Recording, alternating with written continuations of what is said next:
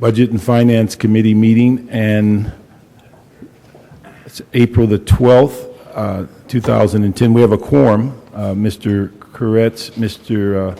Rosenthal, myself, Bernard Parks, and Mr. Weezer is also here. So we have 4 members. What we'd like to, just for those who have not attended these meetings in the past, if we can get you to fill out a card for public comment, and that's on, you can speak for 2 minutes on any subject that's within the purview of the Budget and Finance Committee, but may not be on the agenda. If you have a specific item that you'd like to speak towards, then you put on your card the item number. And so what we're going to do, and colleagues, if we can move item 4 on consent, what I'd like to do is move items 1, 2, and 3 together so we can address, because they're all part and parcel of the issue. If you have, from the public, if you have multiple cards in for the 3 items, we will allow you to speak once on 1 or all 3 items at the same time. And so what we'd like to do is start off with public comment, and we have 1 public comment. Dr. Wiseman, if you can come up on your public comment, and then we will cover items 1, 2, and 3 together. So we have a consensus on the item 4 for consent. Okay, so we'll move that item. Dr. Wiseman. Okay, on public comment. Thank you very much. I'm just here to let you know that the neighborhood budget advocates are very much interested in all these proceedings and will be participating quite a bit more actively this year, perhaps even than last year. We've had meetings every Saturday of neighborhood council representatives since December, which I think can almost match the intensity that the council members have been looking at our budget, and the amount of email back and forth is enormous. Our concerns are very great. We're anxious to get the 2-week update that you're supposed to receive today, because those 2-week cash flow updates, this is my personal opinion, show the convergence of the accounting methods that we use to run our budgets and the reality of how close those predictions really are. Look forward to seeing that and talking to you about many of these issues. Thank you so much. Thank you. I have 53 seconds left. Our colleagues, we're going to bring up on items 1, 2, and 3, and we'll go through the cards first, and then we'll have staff come up to then respond. We have Cheryl Parisi on item 1. Dr. Wiseman is also a card on items 1, 2, or 3, and Benjamin Pazzillo, item 1, and Jim McQuiston, item 1. So, thank you. Good afternoon. My name is Cheryl Parisi, and I'm speaking on behalf of the Coalition of City Unions, representing 22,000 civilian employees in the city of Los Angeles. I wanted to take my time to note some of the surplus balances that have been noted in the financial status report in the special fund departments. Collectively, within the Bureau of Engineering, Sanitation, Street Lighting, and Street Services, $35.2 million have been identified as surpluses in their accounts. The reason that this is important is that the coalition agreement specifically anticipated that transfers would come from general fund workers to fill vacancies in the special funds. It is clear that the concessions and the other adjustments to the labor agreement have generated significant savings in these departments. We would ask that you immediately direct the personnel department in the city to effectuate transfers. It's important to note that the value of the coalition layoffs slated for July 1 is $16 million. It is clear that all of those jobs and all of those services can be preserved if the transfers are effectuated to fill these vacancies in special fund positions well within their surpluses. Thank you, and we ask that you do this promptly. Thank you. Next, Dr. Wiseman. Oh, I'm sorry, come on up. Benjamin? Okay. Yes. Good afternoon, council members. My name is Benjamin Pizzillo, and I'm from the Engineers and Architects Association. With respect to the recommendations made in the CAA report that will be before you shortly, specifically recommendations number 26 and recommendation number 27, regarding workers' compensation claims analysis, as the bargaining representative for the employees who would be affected by this action, EAA respectfully requests no action be taken by this body until the Personnel Department has completed the meet and confer process with EAA. We have started the meet and confer process previously over this proposed contracting, and we are still in that process. EAA remains opposed to the contracting out of any bargaining unit work currently being performed by employees subjected to furlough or layoff.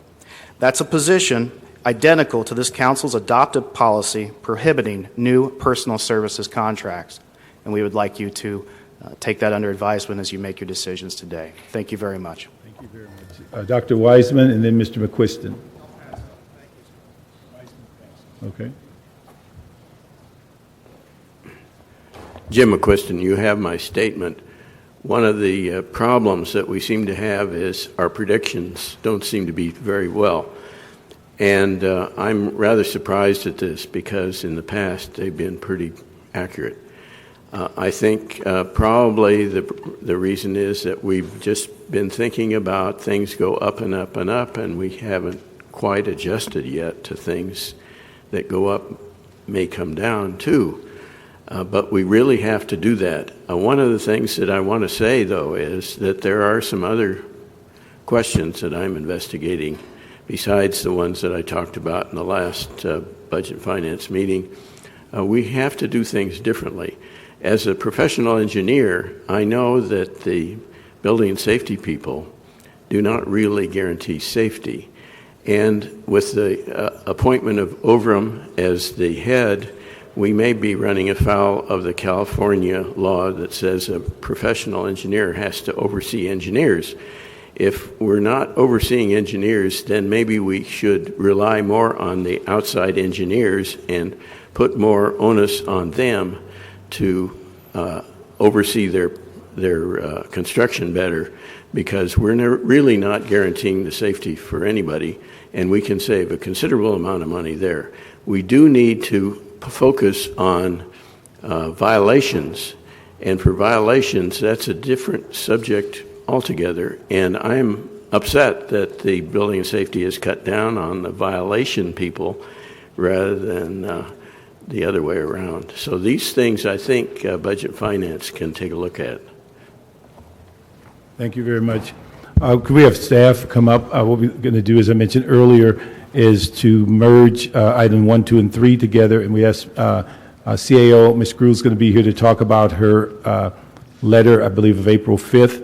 And for our clerk, Lorraine, what we'd like to do on 2 and 3 in the final report is that they should be merged into the item 1 under that CF number, because the report answers all of those issues, and so we'll receive and file 2 and 3, and then all of the information will go into the item 1.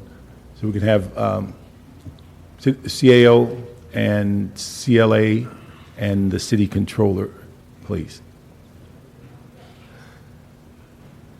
Oh, there's Wendy over there.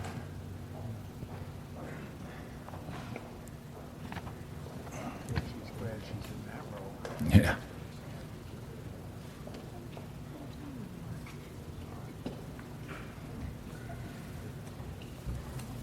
Good afternoon.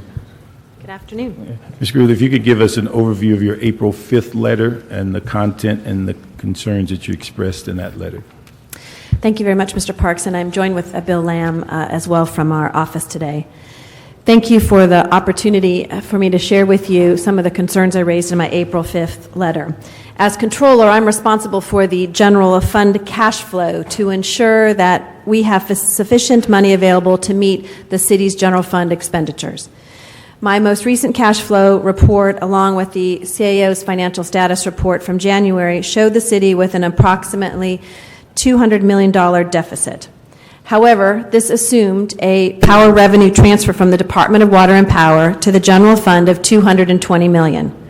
Unfortunately, as I warned might occur in my letter to the council and mayor in February, we received confirmation from the DWP last Monday that they will only be transferring $147 million, which will leave the general fund $73 million short of its target. As of last Monday, without the full power revenue transfer from the DWP, my financial reporting team projected that the city's general fund would not have enough money to pay our bills during the month of May. That is why I asked each of you for an immediate $90 million transfer from the reserve fund to the general fund so I could continue to pay the city's obligations. This was the 8th warning I have sent since I was city controller about the city's budget deficit and the need to maintain a strong reserve fund. I would like to remind the committee that my warning was related to and the controller's authority is over the city's cash flow and not about correcting the city's actual budget deficit. So steps taken to adjust and address the budget deficit by the end of the fiscal year do not necessarily increase the funds in the city's accounts immediately so that we can pay our current bills. I was encouraged to see in the recent financial status report that the CAO released this past week the projected increase in tax revenue. However, we all are aware that more needs to be done. I'm afraid that the small projection increase in property tax revenue, which is actually, from our perspective, only about $16 million more than our March 1st economic forecast predicted, out of an anticipated $1.4 billion in property tax revenue this year, has given the public the perception that everything is okay and that we're out of the woods. While we are projected to get through this year by the skin of our teeth, we know that the city's financial situation for next year is even more daunting and more dire. I was also pleased to see that the CAO included the transferring of $80 million from the reserve fund to the general fund. Given a transfer from the reserve fund and some of the steps you have taken to reduce spending, I believe that this will be sufficient for us to pay our bills through the month of May. However, I will, as necessary, come back to you for additional transfers from the reserve fund to the general fund to maintain the cash flow of our general fund. While we have no choice but to use the reserve fund now, I remain gravely concerned about the status of the city's reserve fund. The CAO is now projecting that to balance the budget at the end of the year would reduce our reserve fund to only $39 million. The recent 7.2 earthquake just south of us is a stark reminder that we don't know what the future holds, but it is likely that we will need a strong reserve fund to help us get through the next several years. While I support using some of the reserve fund to help balance the budget, we must ensure that the city takes every available step to replenish the reserve fund as soon as possible. $39 million represents 0.9% of the city's overall general fund. This is well short of the policy of a reserve fund that is 5% of the overall general fund, a policy that you, Mr. Parks, as the chairman, and Mr. Smith and I worked so hard to maintain in the budgets prior to our newly added council members that are here on the Budget Committee as well. To put this in perspective, at the beginning of this fiscal year, the reserve fund stood at $151.7 million. A $39 million reserve fund for a city with a budget of almost $7 billion is statistically insignificant. It leaves us virtually no flexibility should our tax revenue decline or, God forbid, we experience a natural disaster. To drain our reserves that low would force us to tap into an emergency reserve fund, which would require the mayor to sign and the council to approve a determination of urgent economic necessity. This has not been done at any time in my recent memory. It is important to note that even if we do receive the $73 million, the balance of the DWP transfer, it would not fix the larger budget problems we are facing, and the city would still need to tap into our emergency reserve fund to balance the budget. Unfortunately, we must substantially reduce the reserve fund in the short term to pay our bills. However, I don't believe that we could have weathered this financially if we hadn't started out with a $152 million reserve fund. And we all know that next year's projections, as the CAO will probably tell you, are not much better. I, along with my staff, are willing to assist in any way possible in addressing these issues. But as always, I urge you to take swift action to ensure the city has enough money for the rest of the fiscal year and beyond to continue to deliver the services to the people of Los Angeles. Ms. Grew, could I just ask you a couple questions? Sure. Is that, when you mentioned the $38 million as of July 1st, could you tell us what our payroll is each pay period? 110 million, I believe. Is that right?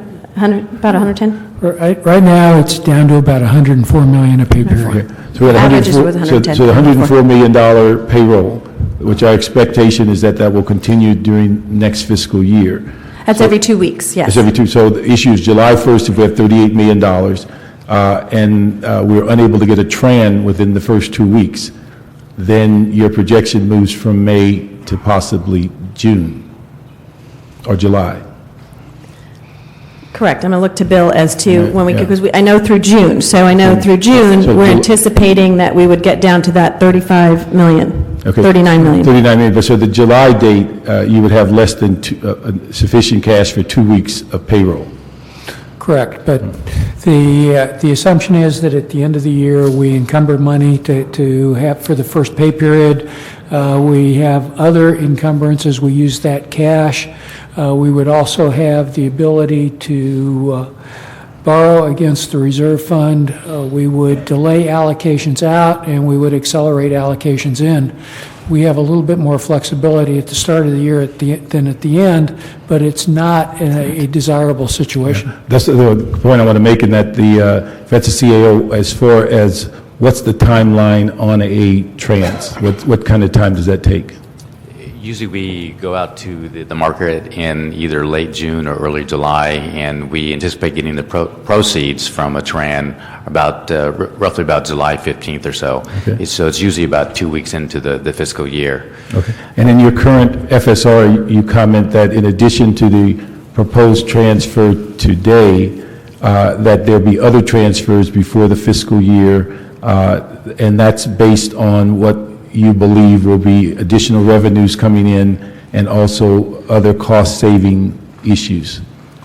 That's right. The $80 million transfer that's being recommended today is really the first piece of that. Okay. Unless the rest of the shortfalls are reduced, we find additional revenue, including the DDBP, additional transfer will be needed in order to close this year. So as sort of expressed earlier, the DWP transfer, the $73 million, is a very, very large piece of that. And obviously, if we do receive some or a portion thereof, then the hit on the reserve fund will be reduced by year end.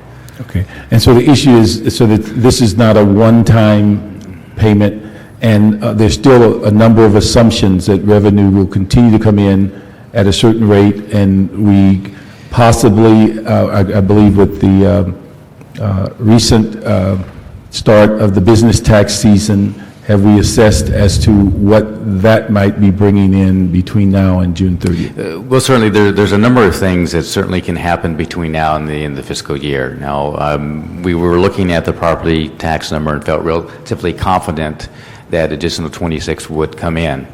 But we are going to continue to work with departments to continually to scrub their numbers, help them to achieve or eliminate any departmental deficits. We will also be going through revenues and be working with departments, especially in the category departmental receipts, to determine whether or not we can accelerate any receipts or to basically help them collect additional revenue. You did mention business tax. We are looking at those numbers, and while we haven't officially changed our prior estimate of 416, there is a good possibility that number would come down. In the next couple of weeks, we'll provide a full assessment of all the revenues and where we stand with all of them through the end of the year. Okay. And so the issue, when would that come about as far as the fourth quarter revenue projections? We will actually, in conjunction with the mayor's budget, we'll be providing you the full estimates for all of the categories as far as what we anticipate through the end of the year. Okay, and that budget comes out April 20th. April 20th, so we'll get the full projections for the fiscal year, and in addition to knowing what the layoff issues are that's proposed in the mayor's proposed the mayor's budget, budget. yes. Okay. And then one other item I was going to ask, well, we'll get that when we get to the report. Does anybody have any other questions for Mrs. Gruhl, and it relates to her April 5th letter? Thank you. The CAO is recommending an $80 million transfer, not a $90 million one, as you suggested. Do you see an issue with that? Is it of concern if there's $10 million less or not? No, we believe we can meet it with the $80 million at this point, and it does not get us below that $120 million for the emergency contingency fund in our emergency reserve. So we're fine with the $80 million at this point, and as indicated, we will probably have to come back at another point and ask you to move money, but this will get us through that May. Okay, thank you. Bill? Yeah, just a couple of points. Good to have everybody in front of me. The early retirement plan, if you looked at that, it looks like 1,545 employees have taken advantage of it so far, and there's 855 yet to retire. Would this impact it? I think most of it's in the projections that going forward, those early retirement, we are preparing an updated kind of savings amount that we can look at our payroll and see exactly how many people have gone off the payroll, how much savings we've been able to identify through that, and we'll be providing that to the CAO and the mayor and council as well. Okay. One of the labor leaders mentioned that there hasn't been enough transferring of general fund positions to special funds, and if we move quickly enough, we could save X dollars. Any comment on that union message? Well, I think, and they have been consistent with that, as moving as quickly as possible, whether it was instigating the ERIP initially or in moving people over to the other positions. I think that has to be our top priority in being able to identify those individuals that can move to other special funded positions or other departments. I know even in our own department, the fact that we are having displacements beginning today, notification where bumping is occurring, that those kinds of decisions are clearly impacting so many of our employees. There's, I guess, $32 million in judgment obligation bonds. Maybe we want to talk about how that works within this. Well, certainly, as based on council instruction and upon our recommendation, we are in the process of going, we're actually in the court validation process now, and we are pursuing a judgment obligation bond in order to deal with some of the liability claims and settlements that have been approved this year. We anticipate, or I should back up, basically we borrowed approximately just a little over $31 million this year for those judgments and settlements. And so with the JOB proceeds, which we expect to get in June, we would then reimburse the reserve fund this year in order to get to the roughly $39 million. Without that, and I have to say there is risk here that if someone comes in, contests the validation as we go through the process, and then by the time we get to the market, sell the bonds, there is the potential that we do not receive the revenue in this fiscal year. It may occur in July. And that is certainly a risk that we need to let you know that if we don't get the money, then certainly it affects the $39 million projection at this point. Property tax, you gave us good news last week. Was that you who they were saying came up with $30 million? Is that true? It was 26.5 additional receipts. We felt comfortable with actually presenting, making the recommendation to the mayor and council. And not to jump ahead, but we were looking at those. We've been looking at collection rates.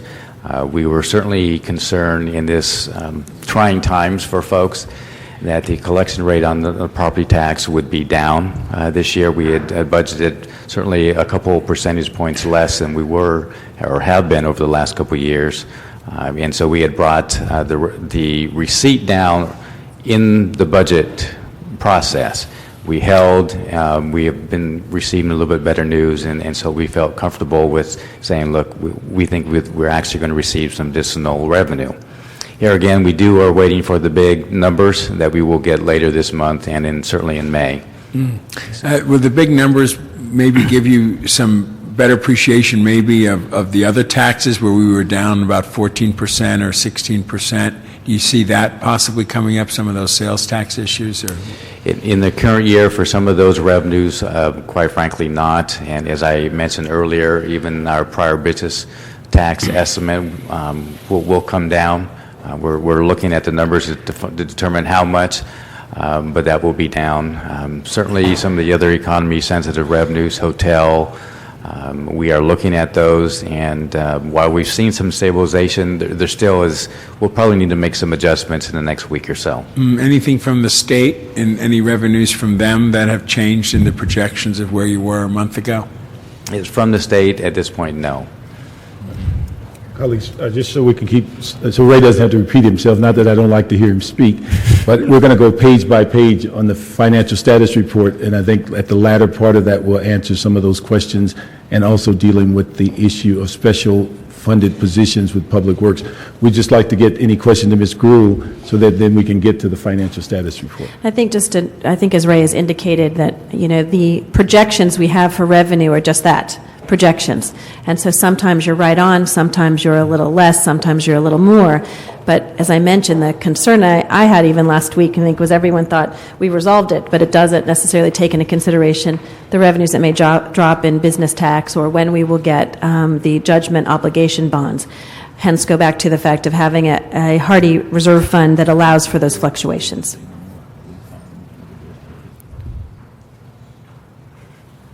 Okay. Any questions, Mr.? I think there were recommendations on the amount to take out of our reserves of 80 million and 90 million respectively. What was the cause of the $10 million discrepancy in recommendations? Well, a couple of things, and we're fine with the $80 million that had been recommended by the CAO. Partially, it's looking at some additional receipts that are coming in the cash flow aspect of it. I think additionally, we know at some point we're going to have to come back again and request funds to get us through the end of June to get down, unfortunately, to that $39 million in the reserve fund. But we believe $80 million will get us through. Now, I'm anticipating sanity in our dealings with the DWP. So, assuming we actually got the trans and the 73 million and got everything else settled with them, how would we be viewed in terms of our financial health? Would folks be considering our surplus, or however you would view it, at over $100 million to be healthier than expected? And would that be a positive indication for us? I'll let Ray answer too, but just so you know, I mean, the real issue with the transferring of the $80 million or taking the $80 million right now is related to the cash flow, which is something that we'd highlighted before. So even if they adopted it this week or next week, that would not necessarily assist us in our cash flow for May. But we might not need a second pull from the potentially. I mean, I think the point was that our emergency reserve fund should be at $120 million, with the $39 million plus the 73 that would not get us to the $120 million. But Ray may want to answer. I think, and we'll touch upon this, I think what's important is when we came out with the mid-year report, we are certainly very, very concerned with the additional revenue loss, that we would be, a potentially reserve fund balance of about $30 million this year, or maybe less, depending on the revenues. We've come forward now a couple months. We've seen some improvement in both on the departmental shortfalls and some revenue. Getting hit with this DWP transfer is like we took a step or two forward, but then certainly with the DWP, the potential loss of that, we took a huge step back. I would like to say that I think things have what I'll call stabilized a little bit. We are not where we would like to be. We are certainly, assuming nothing changed between now and the end of the year, we're going to have to transfer additional monies from the reserve fund, and we'll greatly deplete the reserve fund down to roughly the $39 million. At a minimum, it would be very, it would be okay for us to have, the $120 million for the emergency. Obviously, we'd like 5% to basically have a healthy reserve fund. I think we're moving in the right direction. We are not where we'd like to be or where we should be, but I believe that we have stabilized somewhat, and things will slightly improve, assuming all of the other assumptions, including the JOB, come into play, come to pass. Are we implementing some of the ideas that have been put forward, like improved collections and billing and and voluntary and non-voluntary cuts to contract services. Have we implemented some of that already in this budget year, and can we anticipate any significant savings by July 1st from that? We are looking at both the contracts and certainly some of the increased revenue collection. I mean, we've been working with the Office of Finance and having conversations almost daily on some of the different ideas and proposals. And I will say we do anticipate some savings or increased revenue from those. I think the bulk of that will probably come in next fiscal year as we realize sort of an annual type savings from those. Because based on your guess of 38 million, based on the hope that we get the transfer, if we did, we're actually within striking distance of hitting the 120 million that we'd shoot for some level of fiscal responsibility, and I would hope we would work to actually hit that, and maybe that does help our outlook a little bit by rating agencies and others that were not necessarily expecting us to wind up at that number, but probably closer to zero a couple months ago. With the transfers, we get close to, between 110 and 115 million dollars. It will be viewed as a positive step, knowing from what we had, some of the numbers that we had published before. It would be viewed as definitely some improvement. The next question they will ask, though, is, well, what's going to happen next year in the budget, and then there on out? I mean, how is your structural deficit being solved, and is it being solved by ongoing reductions, revenues, et cetera, in order to bring some stability to our budget? And one would hope with the efficiencies and layoffs and whatever else that we are doing that we have a pretty decent answer for them. Yep. Thank you. One of the things, colleagues, on page 14, and we'll get there, it's a chart with a listing of all of the ideas that came out of council as to possible revenue generators, and the CAO has identified what we've received at this time. So as we get to that page, you'll be able to see those ideas. Thank you, Ms. Gruhl. Do you have anything else to add? No, and I just want to let you know, Bill Lamb will be here in case there are other questions that arise during the conversations. If anything from the Controller's Office, he'll be able to respond as well. Thank you so very thank much. You. Okay. If we could have the CLA at the table, and we can start with the, because the report, although it has significant amount of information, it's not as lengthy as in the past. We can just kind of go through page by page, and people can address it so that we're not having you repeat yourself over and over, and we can get the material as it's presented to us. All right. Well, what I would like to do is provide sort of an overview, and then I'll let Melissa actually go into some of the page review. Oh, and when you do your overview, could you just explain to the general public that the property tax money was not lost, and it didn't require you to find it. It was actually money that came in over projection. That is correct. We did not lose that property tax. So if just sort of as a sort of back up a little bit, in basically at mid-year, we had reported the deficit at being basically $212 million. We had presented our mid-year report. Council had took some actions. We ended up with a deficit of roughly the 212. Certainly since that time, we have seen a little bit of the good news. And while it is moving us in the right direction, we certainly would like to move quite a bit farther. So a couple of the big pieces, certainly the revenue, as you had mentioned, is a big part of that. But also there are a few things that the mayor and council have done that have sort of improved our financial health. The one being a discussion over the 1,000 layoffs and the anticipated savings from those, from basically the transfers is really the bulk of the savings, and a few of the layoffs. We do anticipate the 12 million or so from the council special funds. A big part as well has been departments. Departments have come in with basically revised shortfall numbers, and we've seen some improvement to the tune of roughly about $16 million. And the big departments on those are certainly City Attorney has some better improvement, Fire Department, Rec and Parks, DOT, and a few others.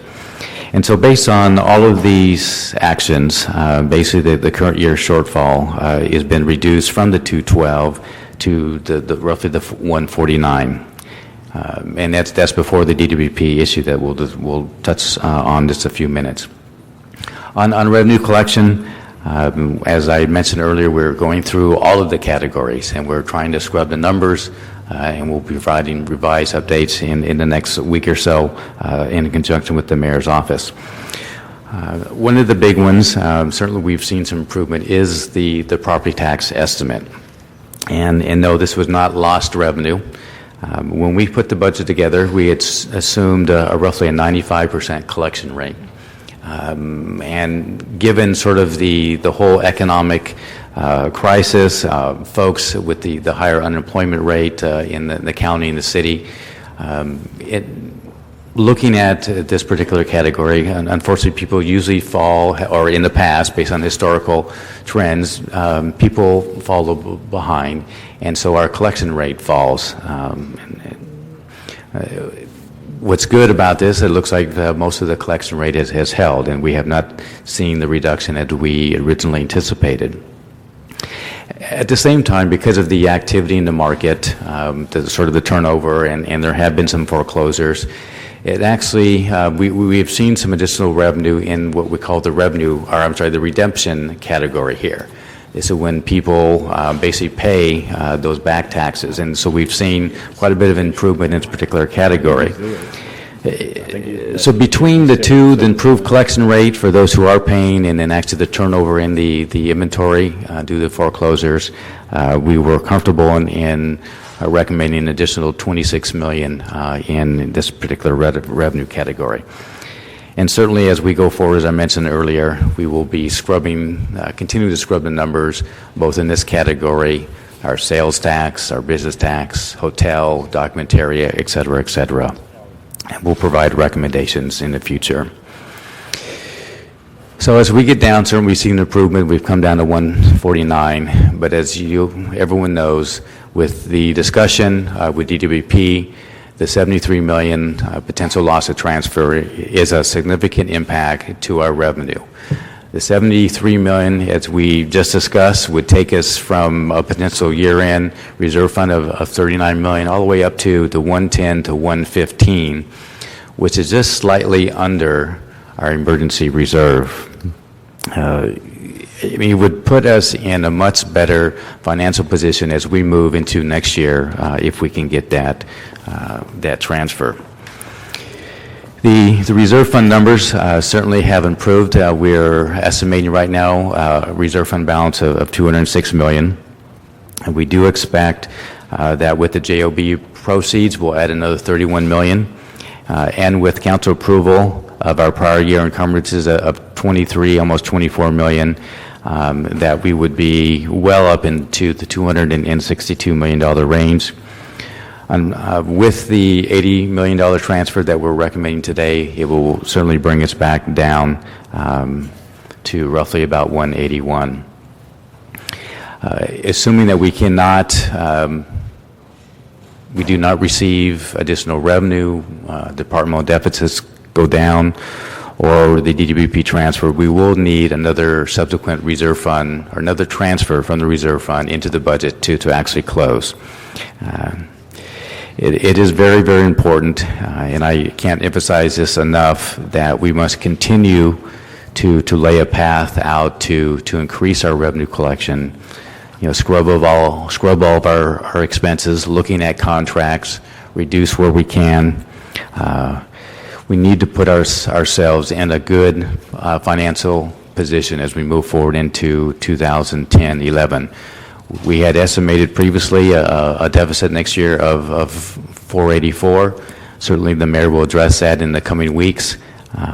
But we know we have shortfalls both in 10-11 and also 11-12. And whatever we can do to help build the reserve will help mitigate those problems in the out years. Okay, I'll stop there. Thank you very much. When we were here for the last FSR, we were told that the plan at that time to deal with the $200 million deficit for this fiscal year was to use our reserve funds and then replenish those reserve funds with the leasing of the 10 parking garages. Now we are in a very different situation. We still have, approximately, if the DWP transfer does not occur, somewhere near 222. We're in the same position, essentially. Where are we with and at that time, I asked, is this our only plan? And the response was yes, and I was very concerned because I didn't think it was a viable plan, and I didn't think it was going to happen. Where are we with the leasing of the 10 parking garages? That proposal is still moving forward, and we do anticipate that that deal will close towards the end of the fiscal year. We have not built that into the estimate at this point, but certainly if the deal closes by the end of the year, then we would be able to boost our reserve fund numbers up accordingly. I think we have sort of at this point had not factored that into the numbers for this year. But certainly, the sooner that deal moves forward and close, and we can sort of consummate that deal, then assuming the council approves the money going to the reserve fund, then it'll certainly boost the reserve fund numbers up quite a bit. And when will we get our first report to the council on that? I'd have to double check and find out when we have a report coming forward. I think we have something coming forward shortly. But I'll get back to you on that. Okay, but the plan still is to move forward with that and anticipate there'll be a majority of our funds available to replenish the reserve fund. Because both of what the controller has been talking about today and what you're mentioning today, there is no other, there's no mention of those 10 parking garages, and it seems like that is what we were told a couple of months ago, and that would be the solution to our problem for this fiscal year. So is that... so that's still the plan, or has plans changed? It is still... Because if it's not, how will we do with the $220 or so million deficit we still have? At this point, it is still the plan that deal would close. I think at this point, whether it actually closes before the end of the fiscal year, it was pretty difficult for me to say at this point. But that is certainly one of the things that we have been looking at to help boost our reserve. So if we basically have no other way, we cannot see improvement with revenues or expenses, then that's going to be one of the quickest and biggest ways to replenish the reserve fund so we can get the numbers back up. Okay. And what is our contingency plan if that doesn't come through for this fiscal year? At this fiscal year, if that doesn't come through, then basically we're going to end up with roughly a $39 million reserve fund because we will not have anything else to basically offset the shortfall. Okay. And like I said, with that, it's assumed that we do not get a penny more from DWP. And the consequences of that is to pay higher interest for our TRAN borrowing that we do, or what is the consequences if we go into next fiscal year with a $39 million reserve fund? At this point, I do not anticipate that ending the year at a $39 million reserve fund will mean additional borrowing costs for the TRAN. What they are going to be looking at is what the mayor and council does with the budget for next year. Whether we are looking at basically solving some of our structural problems and whether we're addressing those deficits with ongoing expenditure reductions or revenue. Mm-hmm. Certainly, last week was not helpful, given the downgrade and then being put on negative watts. There's a lot of both local and national press right now, and all three rating agencies are picking up on that. They are very concerned as far as how we are addressing our problem both this year and next year, and sort of the proposals that have been presented. I think one of the things that we are trying to do is present a very clear message to them that yes, that the city is very close to basically closing the year in a very difficult spot, but the city, through mayor and council actions, you are taking some steps. You have approved some things, and all those things, while they seem maybe slow or not large dollar amount at this point, they are helping us bring down the current year shortfall. I think we should. It needs to be recognized. Before when we had the last conversation, we were at $212 million. that has come down to 148. That is significant improvement in our financial health. And so we're moving in the right direction. Okay. And if you could respond to me very concisely and briefly, if we go into next year with a $39 million reserve fund, what are the consequences of that? The consequences are, one, if we have a national disaster, we will not have the reserves to draw down upon. Now, we are laying out some contingency plans, so if we cannot continue to build a reserve, we are formulating a plan so we can get cash in order to deal with that. The second piece is basically if things come up, we have some other economic issues that we can't cover, then we get ourselves in a very tight Can we meet payroll with the $39 million? I mean, would the direction we're going, and if we face the $39 million reserve fund, will we be able to meet payroll if we keep going in the direction that we're going and we have that $39 million reserve fund? We will be able to meet payroll. We had the discussion earlier. I think there was a question about the first couple of weeks. Certainly, there's encumbrances to borrow against. We are also looking at other special funds for the controller to borrowing, and likewise, we are looking at other contingency borrowing if and only if necessary in order to meet payroll until we actually get the trans roughly about the second week of July. Yeah. And I will say just right now we are looking at a $39 million reserve fund. Setting aside DWP issue and whether or not there's the full transfer or a portion amount, I do think the $39 million will continue to go up to the end of the year. Okay, thank you. And I think for the public's awareness, we talk about the potential P3 on the parking lots. That deal has to be put together and brought to council for approval, and in what fashion they are proposing it in the dollar value. So it's something in which still has a lot of scrutiny before those funds can be counted.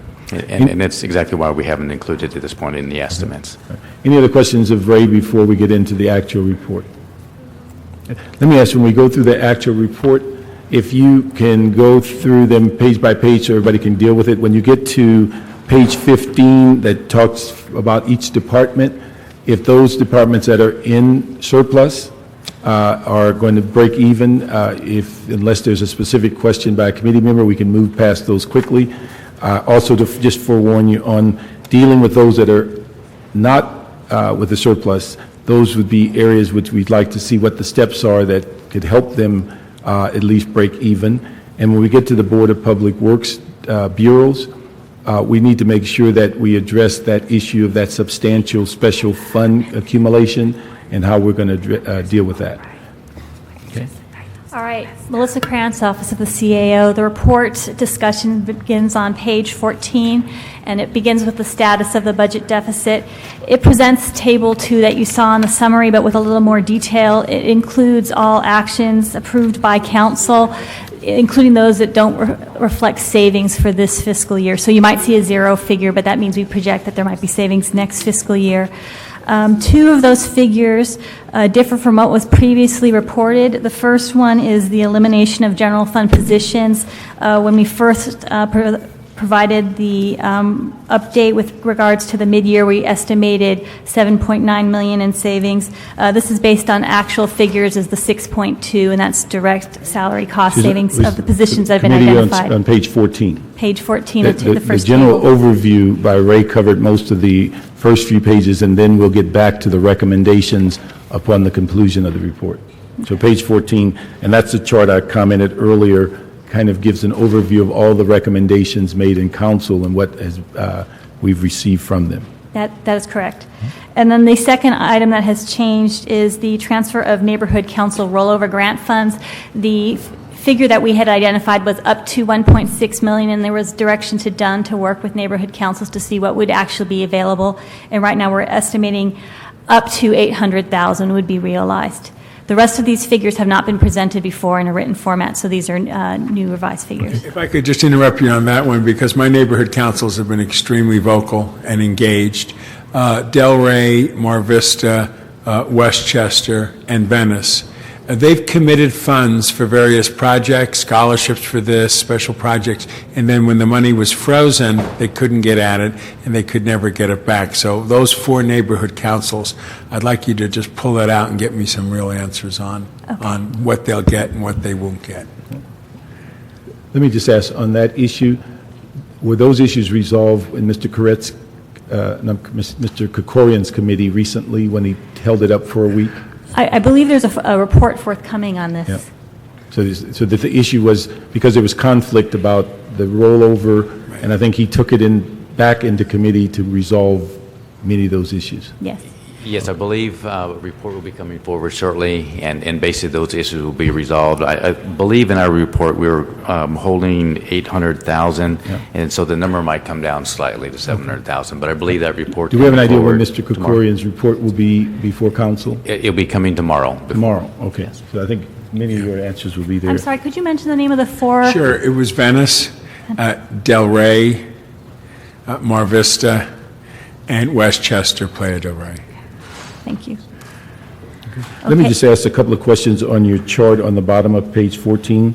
When you increase revenue for tax liens, is that the ordinance that we're waiting for where the Department of Finance can issue the lien, or is that something that occurs in the city attorney's office? I believe so. For finance. Yeah. I believe this is the revenue from tax lien that is related to the Office of Finance. Okay, so that's where, if we can find out, because we've been waiting now for months, if that's the one I'm thinking of, for months on that lien ordinance so that it gives Department of Finance the ability to create a lien prior to it being sent for collections to the city attorney, that would be helpful. The other item on the chart, when we modified the solid resource lifeline rate, we put a cap on it in council because it had gone significantly over the allocated amount. One of the things I don't think I made clear when we established the cap is that our intent was not to spend any more, but one of the things I'd like to make sure that we clarify is that new applicants to that fund shouldn't be added until the fund is reduced to the original allocation within the budget. And my understanding on the timing of this ordinance is we're hoping to get the fee implemented in time for 10/11. But we just want to make sure that we put a cap, because it's gone well over, but that there shouldn't be any additional applicants added until we get back to the budgeted figure. And we'll follow up with finance and sanitation on that issue. Yes. That was actually an action that was taken by the council, because I think there was some We took an debate. action to cap it. Okay. And so the issue was, but one of the things that wasn't clear when we capped it we capped it at where it was at the moment, but it was well over the budgeted allocation. And what we didn't clarify is when the department could add new applicants to that particular fee, and what we wanted to make sure, or that subsidy, what we want to make sure is that where they had gone to over budget wasn't the level that they should attain. They should be attaining the budgeted allocation. Okay. So we got any questions on page 14? Okay, with those two issues, and if we can certainly look at that lien motion, it would be helpful. Okay. Go to page 15. All right. Page 15 is the beginning of the discussion on the departmental budgets. Aging, we have a surplus projected. For animal services, we have a $1.2 million general deficit, of which $1.4 million is in its salaries general account. And year-to-date receipts are higher. There's still a pending issue regarding veterinarian technicians that might require a settlement payout of about $40,000. And we also have a recommended transfer to the animal medical services account, supplies account, to address a projected deficit. And, just in general, with regards to department deficits for their salary accounts, one of the actions that we've been taking is when a department shows a surplus, we sweep the funds to the reserve for economic uncertainties. And, after we look at that figure and how that relates to the city's budget deficit, we might have surplus funds to restore to other departments that are projecting deficits. I understand that, but what we'd like to make sure, because that takes it out of the reserve fund, that the steps for reducing their deficit, we should try to make sure they do it within their budget, and the absolute last resort is that we go to the reserve fund to fix it. So when we ask for what the steps to reach a bottom line of breaking even or going into surplus, we need to see how they're going to do it within their budget, because the reserve fund has been the piggy bank all this time, and it's not there available at this time. Right. So if we can look at that as sense of how we can help animal services find that 1.2 internally, that would be very, very helpful. Okay. Are they here in the room? Animal Services? Got some? I don't see anybody. There we go. Okay.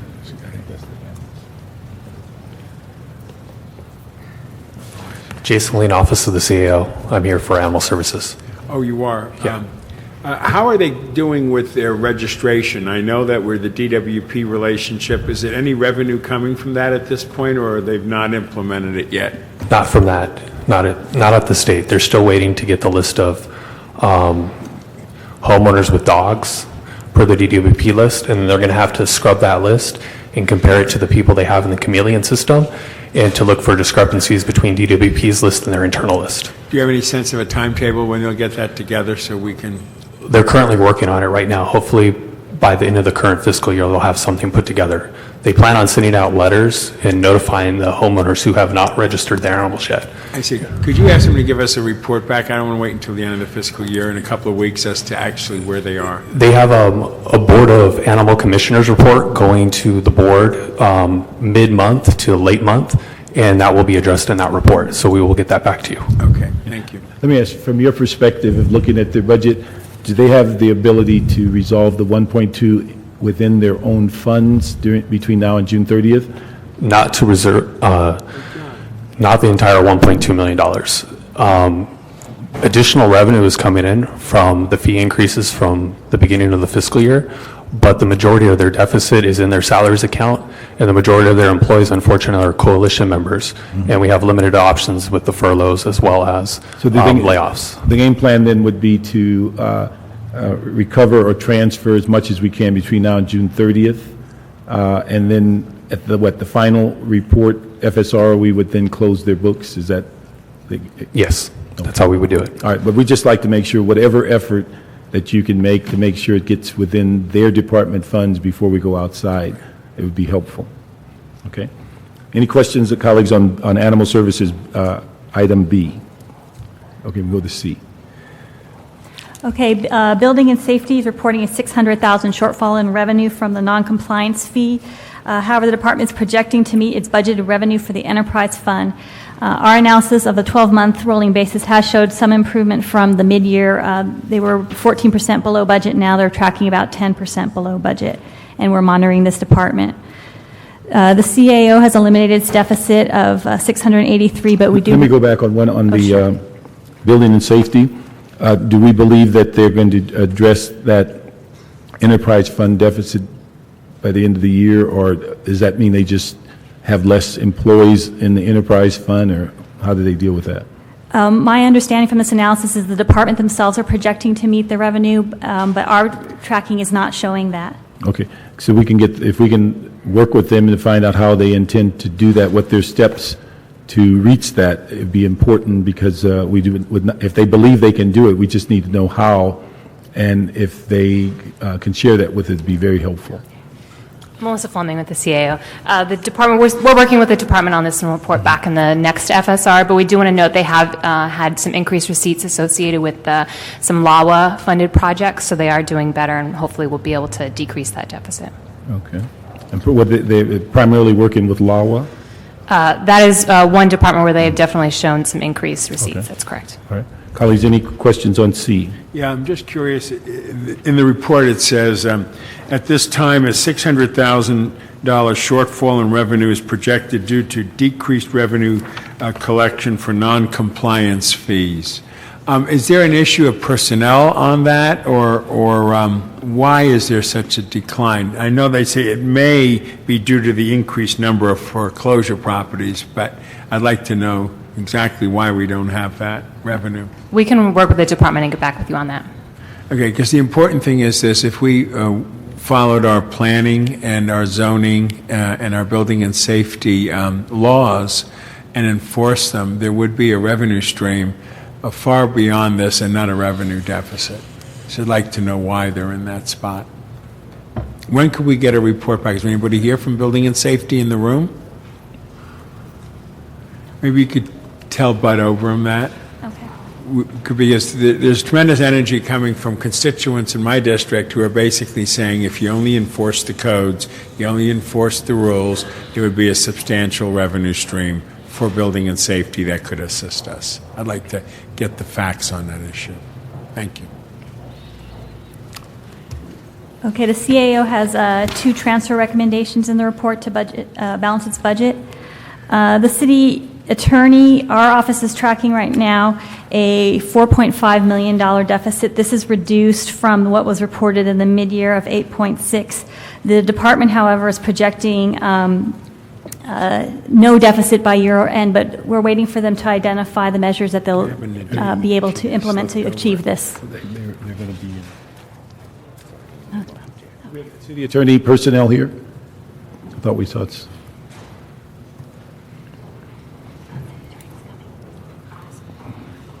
Yeah, I told them if there's a surplus of a breaking even, we can.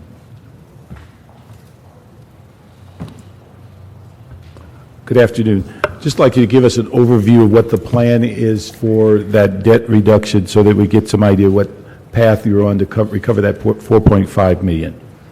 I'm Mitchie Reyes from the City Attorney's Office. Sir, what we've been doing for the past few months, as you know, is transferring as many personnel as possible to special fund reimbursed or proprietary departments, and that has proven significant savings in our salary account. The office is also aggressively seeking new revenue sources that will be used to offset the remaining balance in our salary account as well. And could you give an idea of what those new revenue sources might be? Sir, we found some additional grant funds that will be submitted to City Council for approval between now and June 30th that could offset some of our salary costs. In addition, there are other grants that are available through the Mayor's Office as well. And there also is some additional settlement costs that we believe is available to offset salary costs. One thing I just want to mention, as we mentioned in committee the other day, is that we just don't want to mislead anyone to believe that any settlements that are forthcoming go immediately into our department's budget. Those are general fund dollars. And so we would hope that there's not a plan to balance your budget on funds that are viewed by the CAO and this committee as general fund as opposed to department funds. And so when we look at settlements, grants, we'd hope if you're looking at grants that they're fully funded with overhead as opposed to the city's going to have to either front load the grant or have to pay the overhead. So these are things that are important, but clearly anything that deals with the settlement, those probably are not funds you'd want to look at and say that closes your budget gap, because that goes into another category. So if you can work with the CAO on this and give them a clear picture of how you're going to address that 4.5, we'd appreciate it. Yes, sir. Thank you. The city clerk is projecting a $27,000 deficit in their salaries general account, and they have 2 recommendations. One is to reappropriate $650,000 of $1 million provided for the purchase of election-related equipment, and this would be used for the lease or purchase of a vote-by-mail system. And the remaining $350,000 was reverted as part of the prior year encumbrances exercise. Also, the city clerk is asked to be authorized to use $800,000 of $1.8 million funding that was provided for the Council District 2 special elections for other election-related activities, and these would include referendum petitions or other signature verification processes. Okay. Let me just ask on that, because I thought on one of them that's mentioned that they failed to get sufficient signature, and that's on that medical marijuana. Is that still a live issue?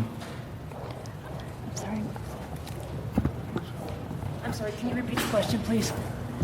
I'm just wondering on the comments of how the city clerk was going to use the $800,000. They talk about referendum petitions such as medical marijuana, and my understanding is that they didn't get sufficient signatures. Is there a very specific usage that the city clerk has identified to that $800,000?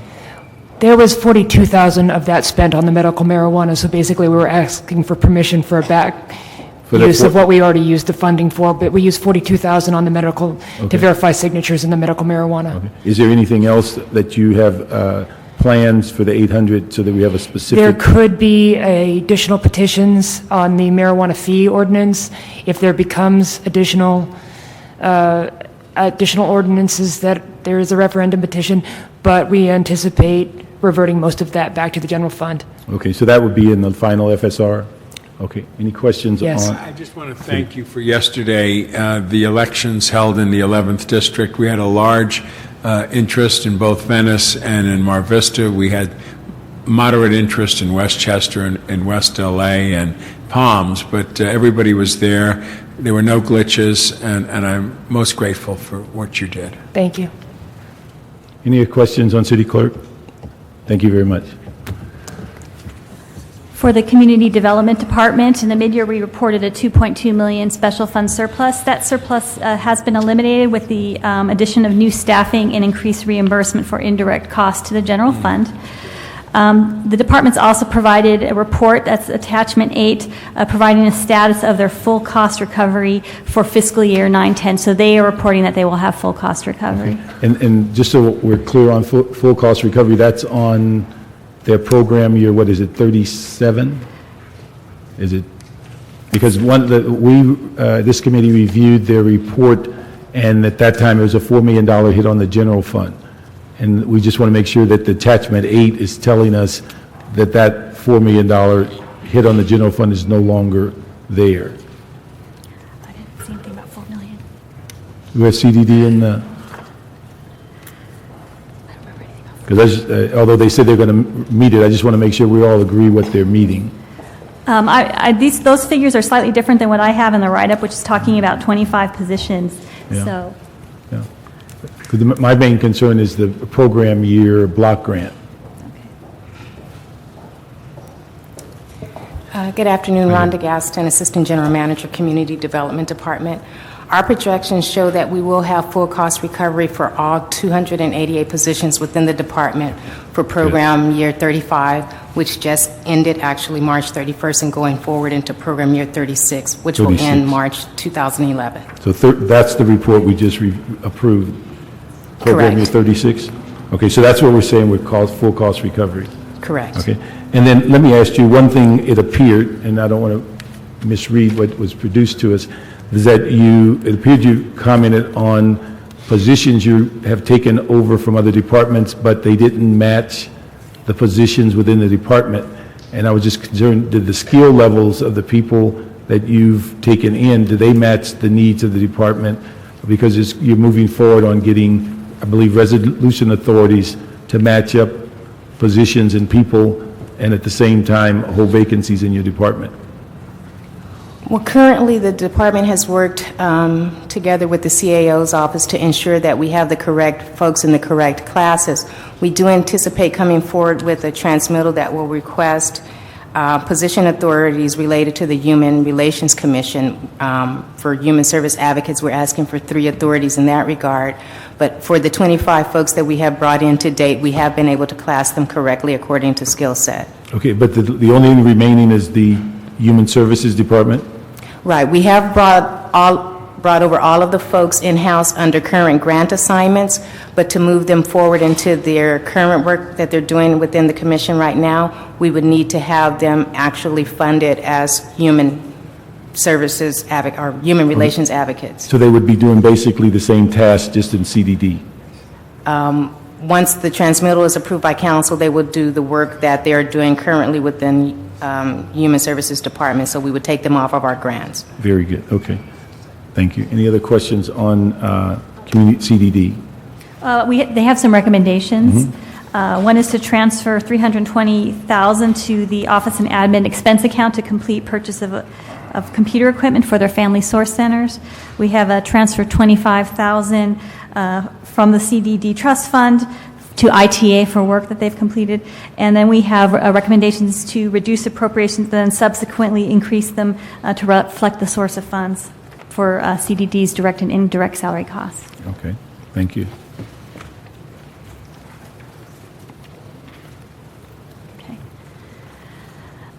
The controller has a $775,000 salary surplus that we're recommending to transfer to the Reserve for Economic Uncertainties. The Convention Center has reported no change to its revenue estimate of $20 million, which is slightly less than the $24.5 million reported previously. Council, we just wanted to note the Council's identification of $12 million in Council funds to the UB Reserve for Economic Uncertainties. Cultural Affairs, we have a change in recommendation, and hopefully you all received the revised recommendation list.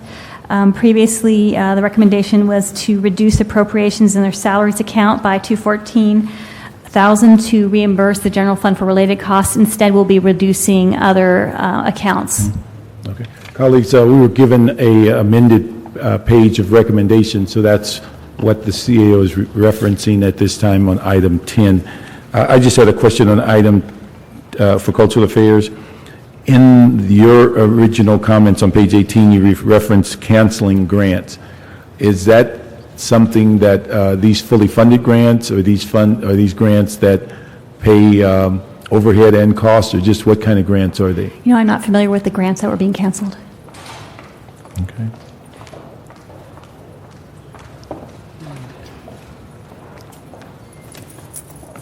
Councilmember Parks, Olga Garay from the Cultural Affairs Department. The funds that are outlined in this report are funds that we were able to negotiate a 10% reduction on grants that have been awarded already as directed by the mayor's office in the last FSR.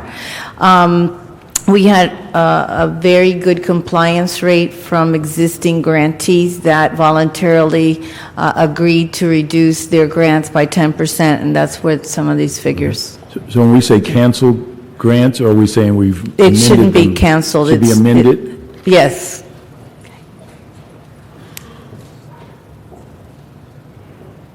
Okay. So we've amended several grants, okay.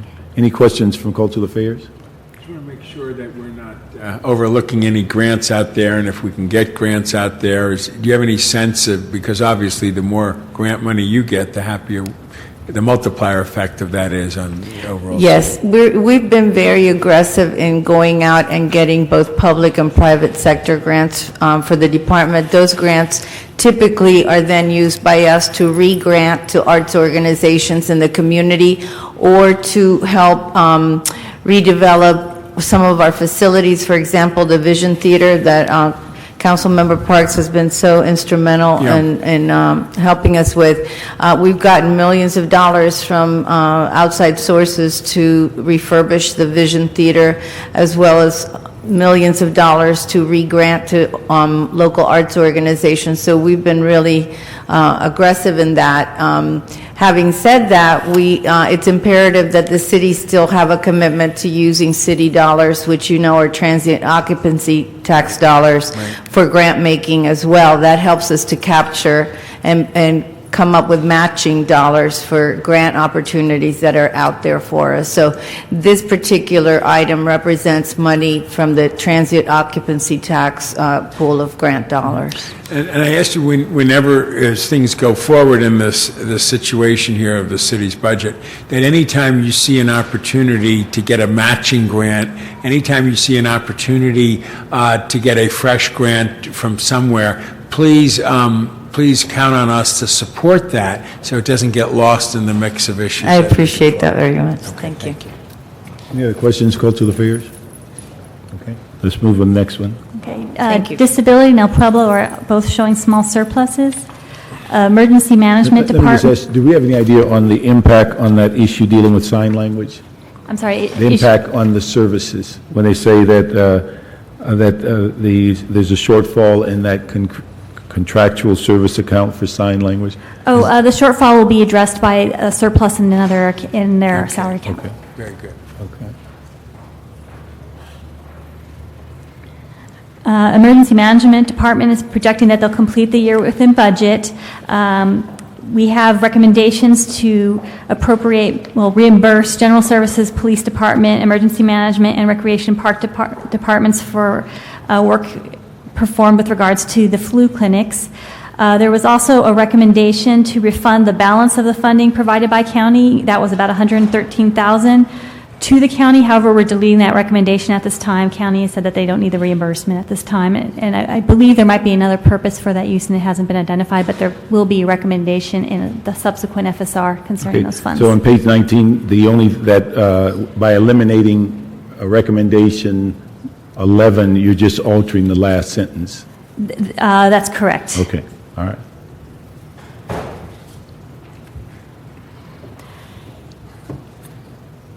ERBs expected to complete the year within budget. Environmental Affairs, Council approved the elimination of the department, and we have no deficit projected. Depending on when the department is eliminated, $52,000 in general fund savings would be realized. Okay. Ethics, the department expects to complete the year within budget. Finance will complete the year within budget, and this has a new recommendation. Finance and Treasurer are reporting discrepancies in regards to bank fee savings, and so we added a recommendation number 32 to have Finance provide a report on its costs for bank fees. Let me ask, I may have asked this earlier, when is the earliest we can expect at least a preview of the business taxes that are coming in this year? I'm sorry again? When is the earliest we might get a preview of what the level of business tax for this year? Receipts are for this year? Probably in the next week or so. Okay. Now, on that request, is that for both Finance and Treasury to respond, or just? The Finance will be providing a report on the fees, and then let me correct that. They will be providing a calculation on its $1.7 million in bank fees, and then the Office of the Treasurer will be breaking down its costs for bank fees by departments. So they're going to do a joint report? I believe my understanding is that Finance will provide that information to the Treasurer's office so that they could provide the report. Okay, thank you. Okay. Fire Department's on page 20. In the mid-year, they reported an $8 million deficit. They're now projecting that they'll complete the year within budget, and this is thanks to previously implemented salary savings measures, including the modified deployment plan, the cancellation of recruit training classes, as well as the recent agreement with the United Firefighters of Los Angeles City. They're also reporting an increase in their revenue. Right now, we're estimating about 1.7 over what they had in their adopted budget. And then we have transactions to address their internal deficits, and that includes $1 million transfer to the field equipment expense account and a $200,000 transfer to the rescue supplies and equipment account. And then we have an additional transfer to the personnel department of $55,000 for fingerprinting of firefighters and emergency medical technicians as required by the U.S. DOJ. Okay. Let me just ask Ray, on this item, and as we've gone through the issue of the overtime and such for the fire department, and I'm just assuming that on the mayor's budget that's coming out, there may be some other issues dealing with reorganization and also reduction of funds as we move forward. One of the things I'm going to ask you if we could, with the CAO, get with the county CAO and discuss with them that, because what I'm concerned about is we hear a lot of concerns about if fire paramedics aren't available. And one of the things I'm wondering if the county has a service or franchises to where if we could look at a franchise in the sense of a secondary service if fire services or paramedics weren't available in the city, they'd have a backup service. My understanding, they do it by franchises, and they actually pay the jurisdiction to have the franchise. So if we can look at that and see if there are going to be other ramifications on their budget, particularly as it relates to paramedics, that if that is a viable alternative to have a secondary response. All right, we will look at that. Mr. Chair? Yes. If I could step back to item P for 1 second, yes. The environmental affairs. Since we're only looking at saving an estimated $52,000 in general fund savings, and there were questions about whether we might be endangering millions of dollars in grants by doing this, although it was a somewhat unlikely but existent possibility. Are we still a definite recommendation to make these somewhat monumental changes in this department for very little general fund Can I clarify upside? that the $52,000 is for this fiscal year in savings? So we would be talking about for next fiscal year. There would be quite a bit more, and yes, to answer your question, we would still recommend that environmental affairs does get split into various departments. The 52 is basically for a couple months savings. The actual annual savings from the general fund would be quite a bit more. So it's safe in assuming it by roughly that multiplier, so 250,000 or 300,000, something as I like understand that. it's over $500,000, well over $500,000. Oh, okay. All right, thank you. Okay, back on page 20 for general services. Let me ask, Mr. Perez, they covered your issue? They covered your issue? Yes, that covered my issue. All right. Okay, back to general services on page 20. In the mid-year, they reported a $7 million deficit. They're down to 6.5. They have about 6.3 million in the unappropriated balance that may be used to address this deficit, and that includes 5.3 for new facilities and 1 million for their petroleum account. We have some recommendations to transfer $346,000 from the sanitation equipment fund to pay for the purchase and installation of particular traps on equipment for the Bureau of Sanitation. And we also have a transfer of $120,000 to their contractual services account to pay for the cost of a fleet utilization study with the goal of reducing the number of light-duty fleet vehicles. Let me just ask on that general services, in the sense it looks like the volatility of the petroleum account is kind of stabilized, but what is driving their $6-point-something million deficit? You know, I would assume that this is left over from their original shared sacrifice savings.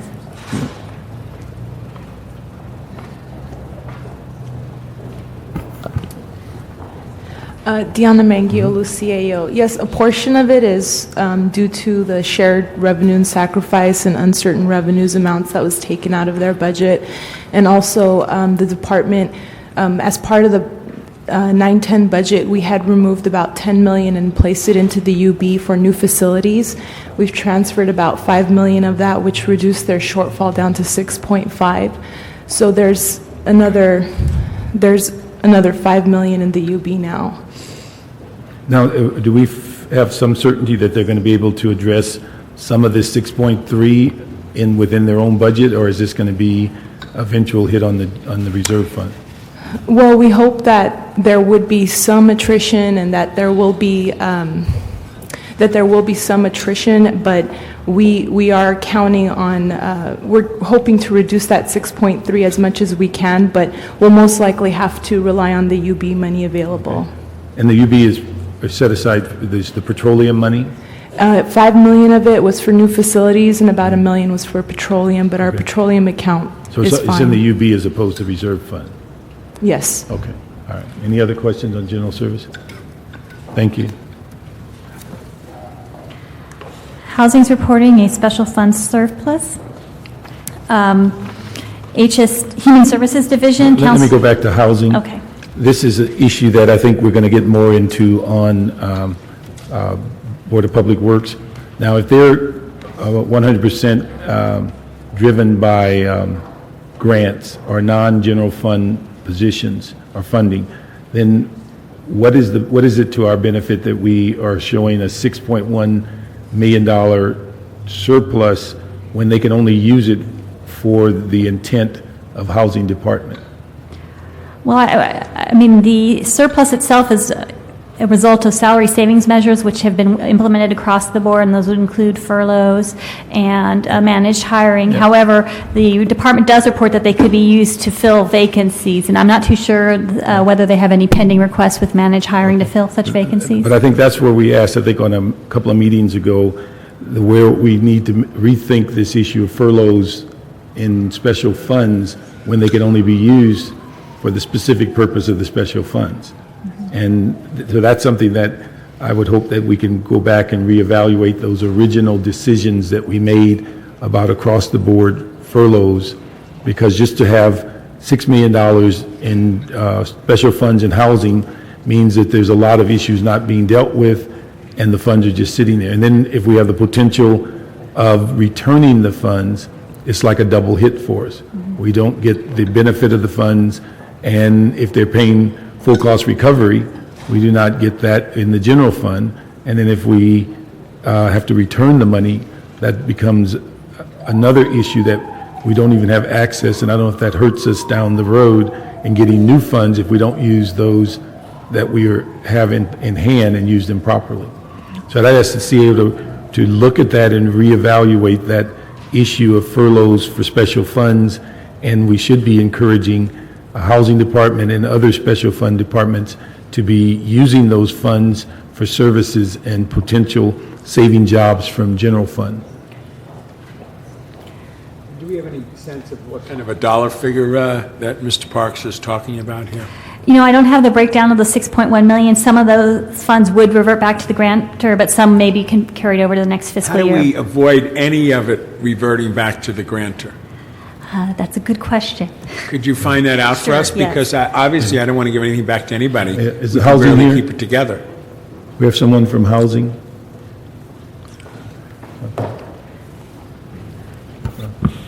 We'll certainly report back before we get to council, but I believe a lot of this have to do with their special funds. I'm not aware of that many grant funds, but certainly we'll look into it and we'll report back. I do know there have been a number of requests to the Managed Hiring Committee for approval. A lot of those have actually gotten the approval. We've been actually trying to move folks, from the inspectors from building and safety on over to housing and other positions as well. So we have been working with housing to make sure we free up positions and can move bodies. So we'll report when we come to council. And I can add to that with regard to managed hiring for special funded positions. Generally speaking, those are cleared, and so that general fund positions can be moved into the special fund, so those move very quickly. Right, right. And obviously, wherever we have a special fund flow, I don't want to stop that flow. Right. Let me ask Lorraine, are we planning this coming before council on Wednesday? It's a placeholder. So we'll have some comment on that by Wednesday. All right, with the elimination of Human Services Department, right now we're estimating maybe $575,000 in savings will be realized for this fiscal year, and any recommendation to transfer those funds will come in the year end. ITA is reporting a general fund deficit of $80,000, and they have some recommendations. These include appropriations from Recreation and Parks and Lacers and Harbor for work they've performed, and some funding from LAWA for work that they will be performing with regards to the Fire Station 8E at the airport. And then they have internal transfers within the fund of $630,000 to address deficits within the department. Is there somebody here from ITA?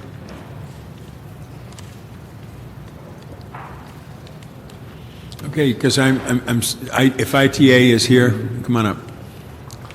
I'm still smarting over the issue of the staff that were let go or are supposed to be let go, and these are funds that come from cable customers.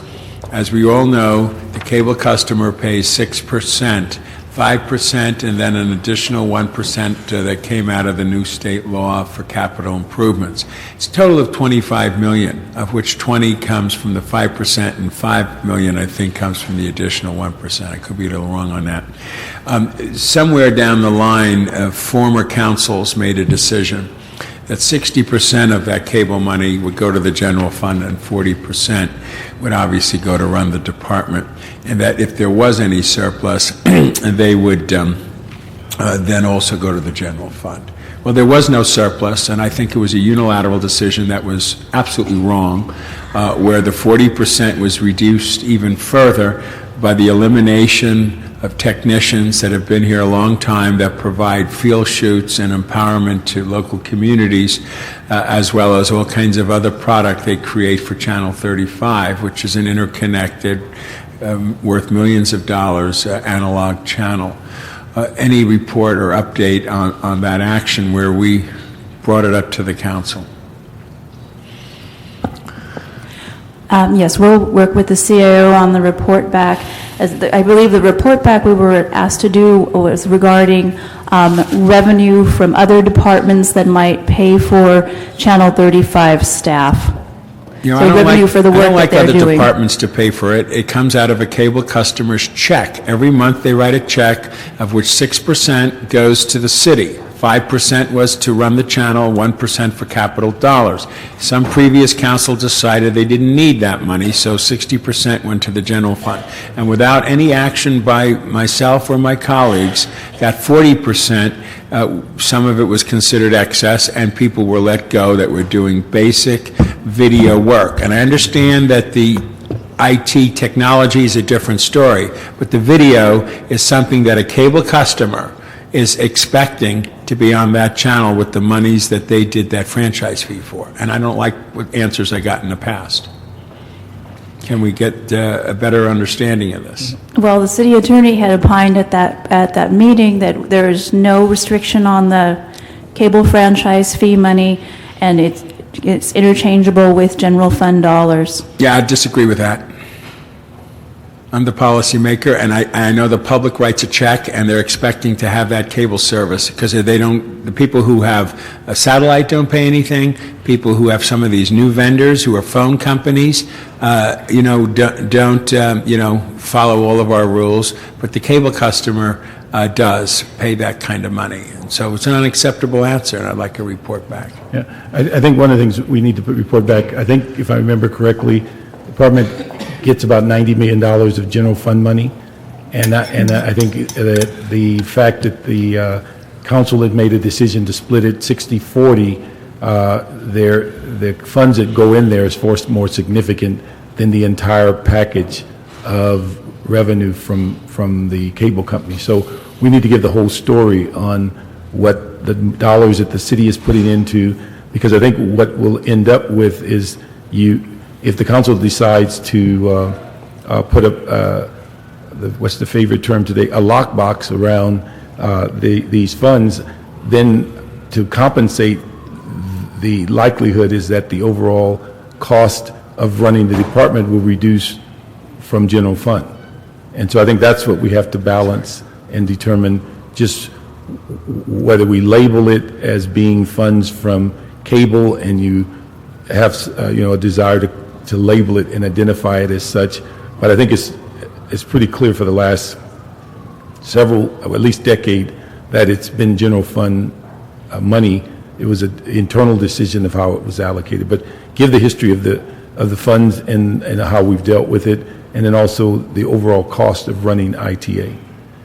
Okay, we can certainly report on the use of the TDA funds, which are in Schedule 20 and are used by other departments besides ITA. Yeah, but I think we need to also show what the general fund is actually paying for in the department called ITA.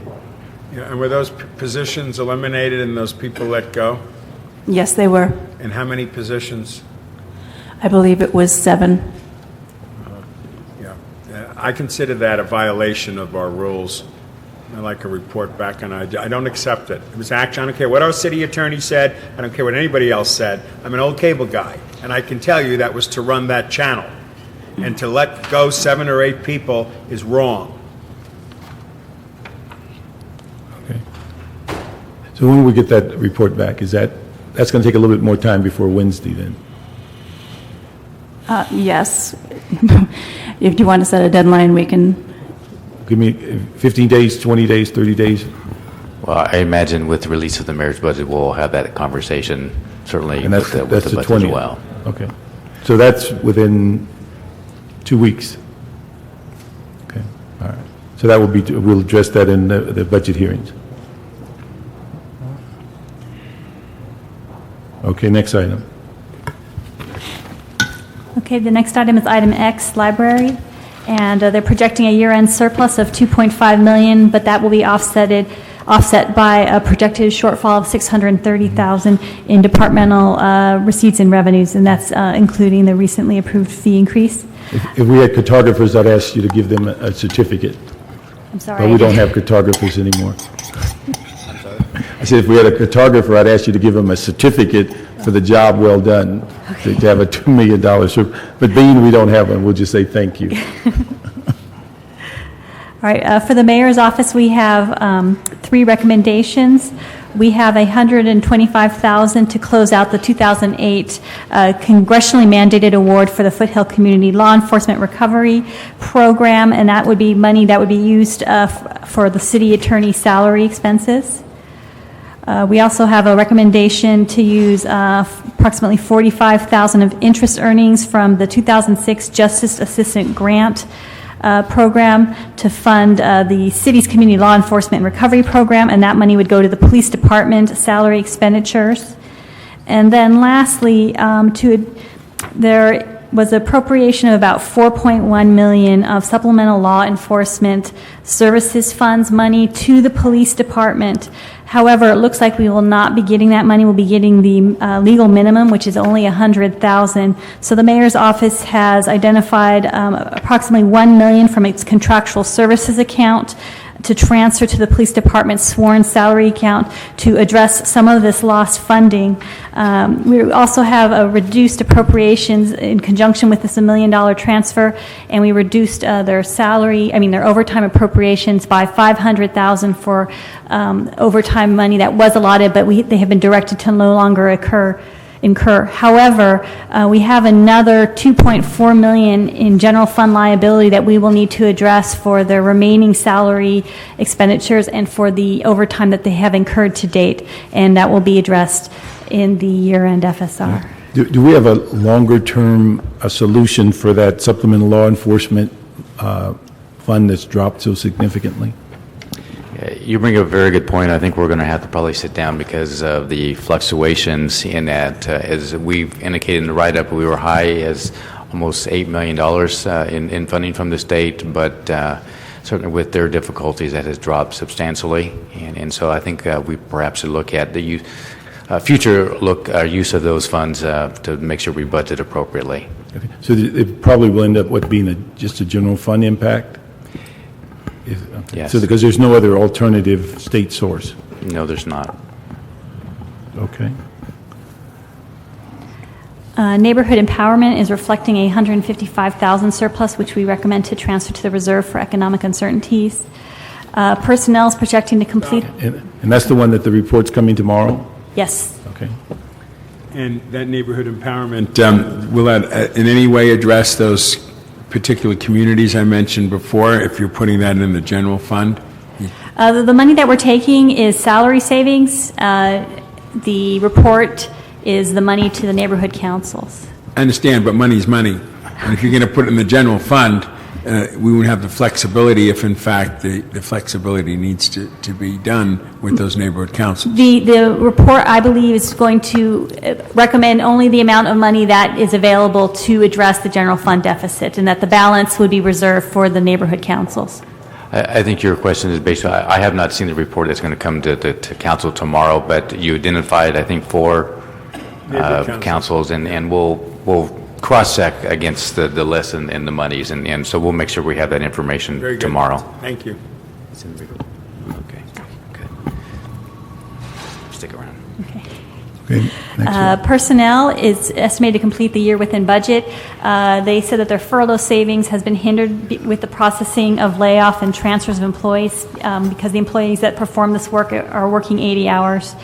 With that, we have recommendations to transfer $150,000 from the UB that was set aside for the Workplace Violence and Prevention Training Program. We'll be appropriating the rest of that money. We've already appropriated $150,000 so far, so this would bring the total appropriation up to $300,000. We also have a recommendation to approve resolution employment authority for up to 5 licensed vocational nurses, and this is in anticipation of the 10-11 budget. These positions would provide as-needed emergency and basic health care services to the jail population, so they would be filling in when other employees are not available. And then finally, as we addressed with the fire write-up, they are receiving $55,000 from the fire department to complete fingerprinting. One of the things, did the training actually occur on the workplace violence, or are we sweeping that? The training occurred, we funded some of it with the $150,000, and this is to pay off the contract, is my understanding. Okay.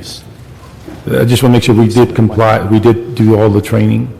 Most of the training has been completed. This money is for intervention services. Okay. Now, could you give us, Maggie, a little overview, because I see that there was a comment about resources and getting the transfers and the layoffs addressed. We just need to give us an overview of where you are with those and what is your personnel complement. We actually have over 65 people who are working on layoffs and placement.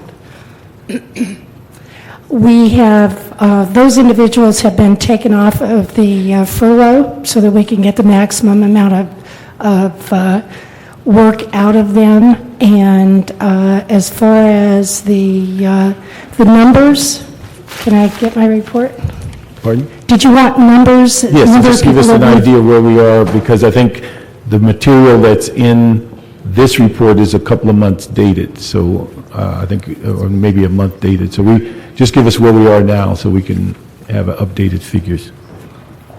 Okay, we have 342 transfers that have taken place, with 23 that are pending.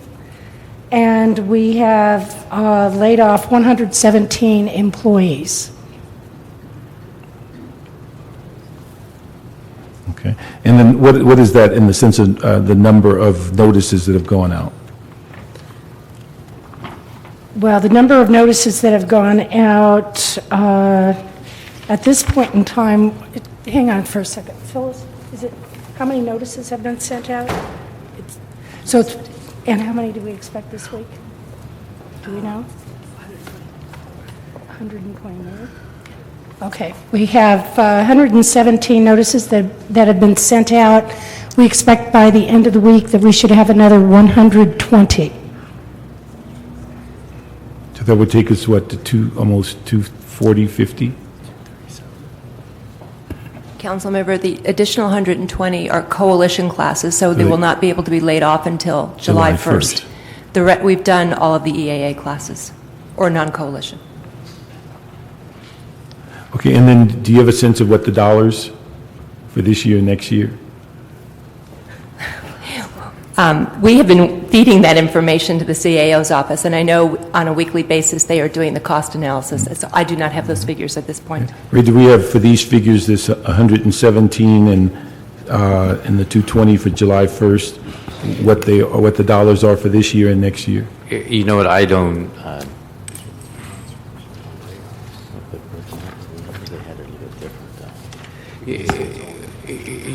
we had some older information. I think between all of the layoffs and transfers, we were looking at roughly this $6 million figure for this year, and potentially up to the 29 in total for next year. I think perhaps the coalition folks, depending on the number, is a portion of that, but I don't have the exact number. Okay. Let us reconcile before we get to council.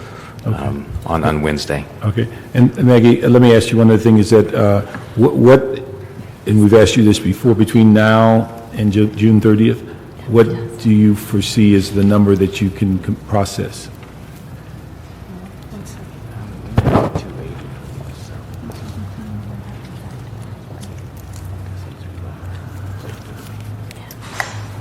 Between now and June 30th, we will have processed a total. Well, right now, we have 335 more to do because they're the non-coalition. Okay. And we anticipate 120 of those will be done this week. Okay. But I mean, do you have a projection of what physically you can get done before June? I'd have to do the math here, but our intention is to have all the non-coalition that have been identified this year, the total of 489 positions, done by early May. And then we will begin the layoffs for next fiscal year. Okay. Could we have some firm figures on Wednesday when this comes? Sure. Okay. Sure. All right. Any other questions on personnel? Okay. Next. Okay, planning's on page 24. They have a year-end surplus of $144,000, which we propose to transfer to the reserve for economic uncertainties. And they have revised their projected revenue down for planning and land use fees from 14 to 10.6. With the police, they have a projected deficit reported in the mid-year of $78.2 million. The deficit right now is $69.1 million. That's the department deficit. So in their sworn salaries, that's about $80 million, and there's some offsetting that can be done there. However, we do need to transfer funds. We will not be able to address the entire deficit within the police department's budget. So for this report, we're recommending taking $22 million from the reserve from economic uncertainty so they can make payroll through pay period 25. Okay, is that part of the 80 that was sent? The 80 million is going to a different account within the UB. The money for the police department is coming from the reserve from economic uncertainties. Okay, so but essentially, the 80 million would be addressing. I mean, you wouldn't see it.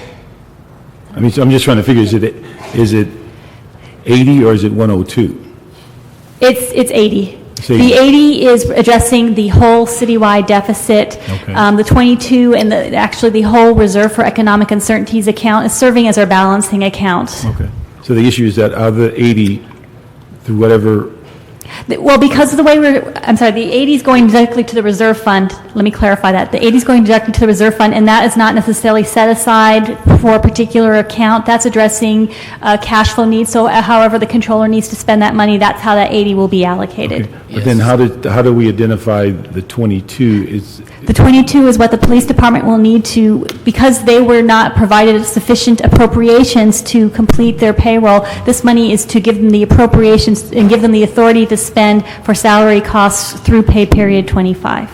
Okay. But I still want to find out, are we dealing with 80 or 102? It's 80. It's 80. It's 80. So there are two separate actions. The 80 is going to come in and basically essentially replace the lost revenue.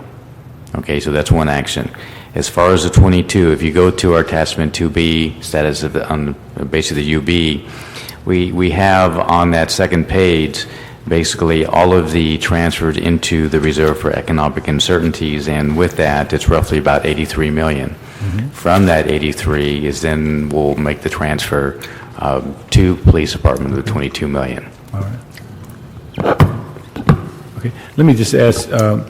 Mr. Smith isn't here, but do you know if there's any planned meetings for his task force on police fire? Nicole, do you know if there's a planned meeting? It doesn't look like anytime soon. Monday? Okay. Matt, you know anything? We're not aware of any other meetings. Do we know when are they reporting back? Okay. I think we'll have to follow up with you. Okay. The thing is, what I'd like to do, and just as... Oh.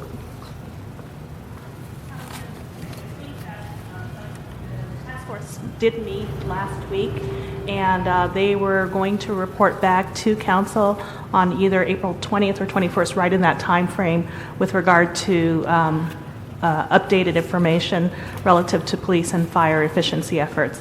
I think that they were going to focus specifically on the ambulance issue and the staff assistance. So that's actually going to come back to council on, I believe, the 21st or 20th. Okay, I would just ask that in the interim, if we could ask the task force to also look at the remaining $60-some million deficit in the police department's salary account and see how and what recommendations they may have to help resolve that. Okay, and if you approve the transfer, their deficit would be reduced. Then they have some revenue issues that we discussed. They have, they have an increase in impound fees, witness fees, and bond reimbursements, but this is more than offset by other lost revenue, including $7 million from the LAX reimbursement and $4 million from the local public safety fund.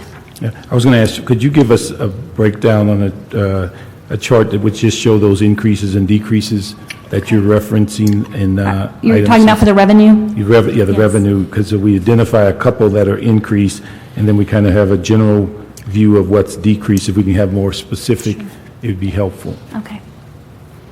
Paul?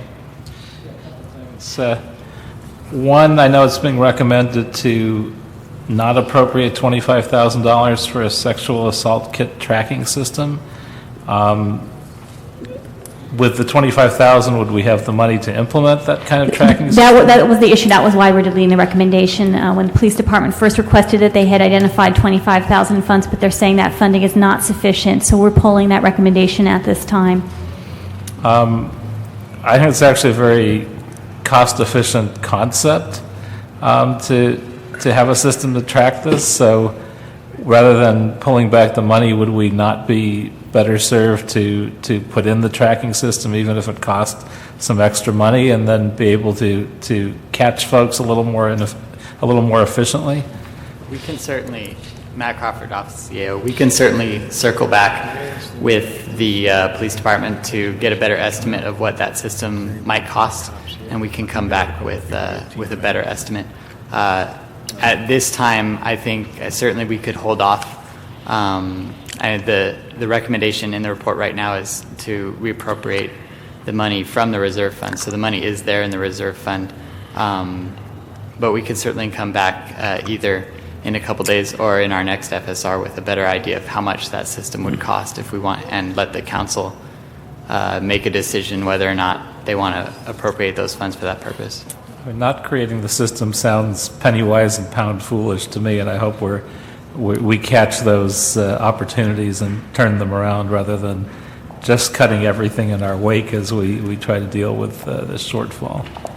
Correct. The recommendation is more just the nature of the recommendation, which is to reappropriate funds that were set aside. So since the funding amount was insufficient and the source of funds may not be, we may not even want to take it from the reserve fund if they need more money. We want to rework this recommendation to come forward with something that's accurate and fits the police department's needs. Yeah, if we can get more detail, because I know even in their own defense, they're trying to find money wherever they can, but where we can work smarter, not harder, by doing things like this, I think we don't want to drop them without very careful consideration. Right. We'll take another look at it. Yeah. I think what's important on that one for me is that we get some idea of the overall cost, because if I remember correctly, it took them a month or so or more than that to go through every freezer to find out where every case was, and at some point, if that's put in a computer, that you wouldn't have to ever do that again, it would be helpful. But again, it depends on the cost. That's correct. And the other question I have, unless I missed it, do we discuss hiring to attrition, and are we still doing that through the end of the year? The current plan, hiring plan as adopted by the council at the beginning of this calendar year, was to adjust the hiring plan on a monthly basis based on actual attrition. We have done that. We continue to do that. According to that plan, the department would hire between 40 and 45 people at the end of April, and then another 40 to 45 people at the end of May. That's based on actual attrition to date and what we expect to attrit over the next 8 weeks. I don't know whether folks on this committee have an openness to doing what folks in every other city in the country are doing, which is put a hiring freeze at least through the end of the year while we're trying to capture some money for our reserves. If there's some interest in that recommendation on this committee, I'd be open to making that motion. And I'll second that. If I could ask you some questions myself. We read in the paper this morning about this overtime business and how that was projected, and then I see you moving $45 million from the sworn officer overtime account. Could somebody explain, when you make a decision on overtime, obviously it's an issue in terms of a paycheck, and it's obviously an issue for our budget, and I appreciate both of those aspects of it. But if there's any truth to somebody, who's a detective en route to a situation or engaged in an issue that time is of essence and they have to take no more overtime, have we looked at the overtime from the matrix of, well, this particular assigned officer should be allowed to continue because of the gravity of the issue, and the overtime would only impact those critical moments in time? And this, to me, sounded a bit over the top, that a person might have been a good detective in the midst of an investigation, and all of a sudden, you got to take we can't operate that way, obviously. Is that article accurate, or what? Commander George Villegas, Office of Operations. There is some accuracy to it with respect to the actual having officers stop some of the work that they're doing, but it's certainly not, as you described, during the middle of an investigation, and it depends on what the investigation is in specific. So then you're looking at the overtime reality from a perspective of the urgency of the particular action. So that part of the article, like something that's hot, is not going to get cold? Well, I didn't read the details of that article. I only have what I've been told, reference to the article. But I can say this, that we do have a threshold in terms of our personnel, of the hours that they're, we don't want them to, once they've reached, that we want to bring them back to. So we are managing the actual hours that we're asking them to take off, so it drops down below 250 threshold. We are also looking to distribute the time that the officers are off so that it's not one impacted into one specific unit, that all officers or detectives are off at the same time. For example, you shouldn't have, and you won't have, I don't believe, an entire homicide unit off at the exact same time, so that there's no homicide investigators to investigate a homicide. Likewise, you will not have no SWAT personnel that'll be able to respond to a critical incident. We have managed it such so that we do have personnel available. However, the accuracy in that article is that we are being impacted significantly by the compensatory time off. Great, thank you. Ray, could you just comment briefly on how we got to a time instead of cash on the police MOU? Certainly, as part of, as we went through the process of working with PPL and coming to some agreement in the current year, there was the basic agreement that we would not be paying cash overtime, that basically there would be compensated time off, and basically it was established to use a 250-hour threshold, as is when the department would basically have those people take some time. Previously, it used to be 100 hours was sort of the cash threshold, and now that has been moved up to basically 400 per the agreement. So, okay. If I could think out of the box, and this is probably the third rail in life. When you're a professional, and detectives are professionals, class act, I might add, have we ever looked at the notion of salaried employees who aren't just the management team, but those that play a critical role in a situation where, like us electeds, there's no clock on me. There's no 40 hours. There's 24/7. And if you're an officer in a given situation, that obviously requires not to look at the clock and look at the overtime. Can we think out of the box, or are these union contracts so strong in the context that it's an hourly wage and an overtime if you are not the top management, a lieutenant or above? Have we looked possibly at that? I believe we have looked at that, and certainly with the current contract, we would not be able to make changes at this point. But certainly as we look forward in the out years, there's certainly the opportunity to look at the operations and put together a contract that basically addresses those operational issues that you're referring to, and find whether we can provide a new model of delivery of the services.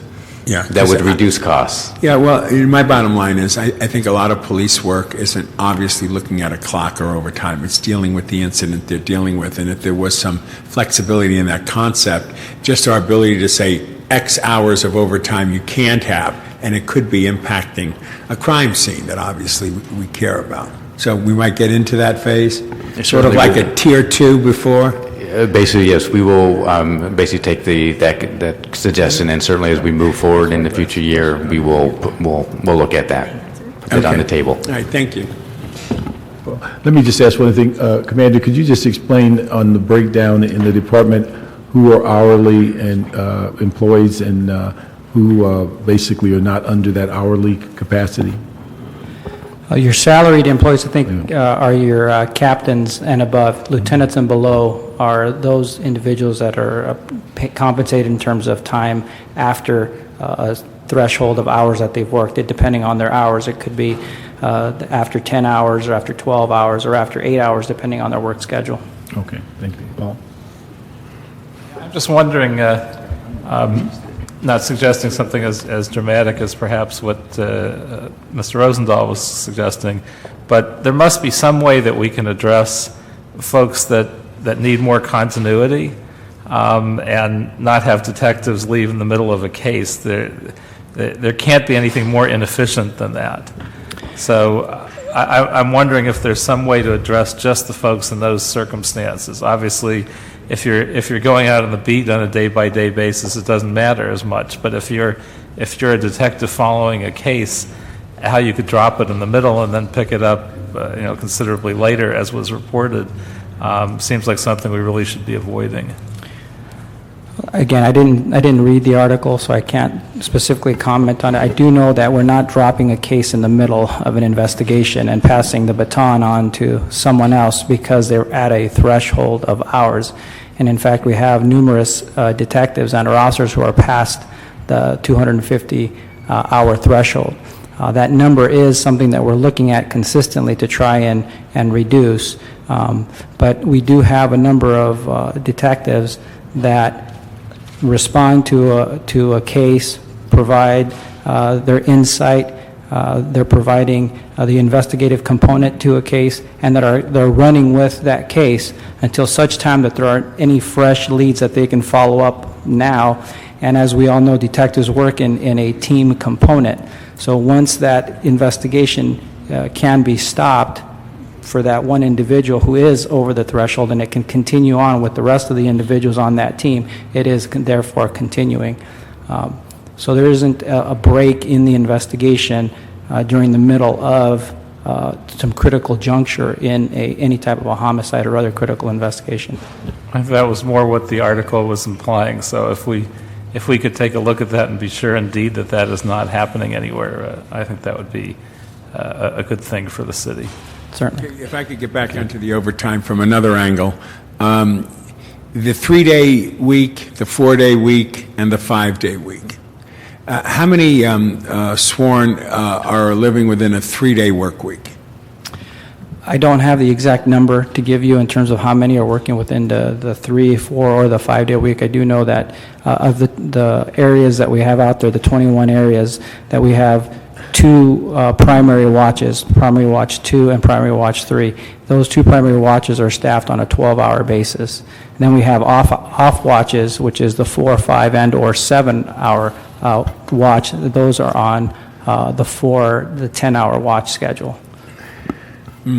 Well, I'd like that, as I've told anecdotally, that I don't know if it's 30% are on the 3-day and 60% are on the 4-day and the remainder is on a 5-day. Obviously, we need to know those numbers. And we can get you that number. I can get that information for you. Yeah. But inherent in that is to look at the overall notion of an officer's salary.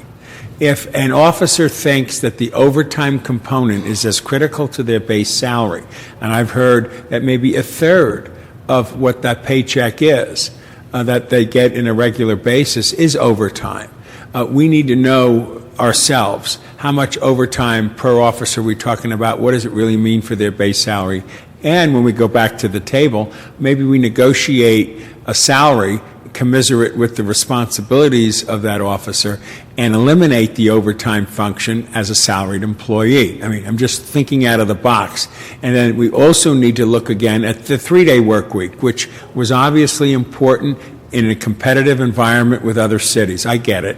You train somebody, you want to keep them. But I'd like to take a fresh look at the 3-day work week, the 4-day work week, and the 5-day work week in conjunction with this whole overtime issue. Okay? Just so we can think beyond the moment. And we have to think beyond the moment in this critical time. Can you get that back? Okay. Thanks, Commander. No, I understood. I understand, yes. Thank you. Jose, you have anything? Okay, in addition to the 22 million from the UB, we have a transfer of revenue, which is recognized for the replacement of a smart trailer. We recommend a reappropriation of about 76,000 to purchase bomb suits, and that was already encumbered funds. And then, as I mentioned previously, there's the 1 million transfer from the mayor's contractual services account to replace some of that lost funding. On that third bullet, that's going to be reconsidered on the 25,000? Oh, the 25,000, yes. We are recommending eliminating that recommendation, and that's on the revised list. And with that elimination, it also revises Attachment 1. The original Attachment 1 showed that reappropriation as how it affected the reserve fund. Since we're not recommending that anymore, the Attachment 1 is revised as well. What number would that be on the recommendation? The recommendation was number 18. So we're just scratching that? We're just scratching that, okay. Correct. All right. Yeah, okay. All right. I think we've covered everything. Let's see. Okay, now we're going to get Board. The special funds on Public Works. Okay. For the Board of Public Works, they have a total surplus of $682,000, and that's general and special funds. They revised their revenue estimate downward. And we have two recommendations. One is to transfer $132,000 of general fund salary surplus to the UB Reserve for Economic Uncertainties. And then we have an appropriation of money from Project Restore for the reimbursement of salary costs for the Project Restore director. With Public Works Bureau of Contract Administration, they estimate they will complete the year within budget, and they have a minor revenue increase. For Bureau of Engineering... Let me just ask, is it pretty, are they going to insure us about those bond funds during this fiscal year? I believe there's a construction certainty? projects report coming that would have any remaining reimbursements, but I don't know the status.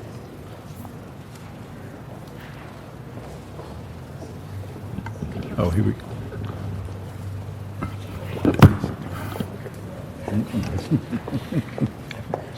Yeah.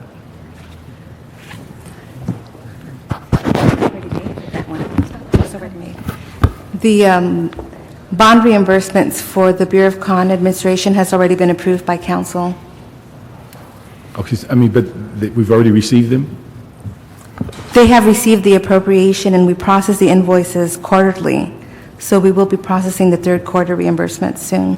This may have to do with the timing of the reports. This information is based on January data, so depending on the timing of the construction So if we move on the projects third quarter, do they get in before the fiscal year is over?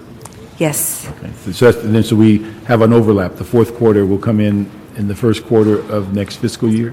We actually estimate for the fourth quarter reimbursements and do a reconciliation at the very Later. beginning of the next fiscal year. Okay. So that we're not too short or too over. Okay. Okay. Any other questions on contract? Okay.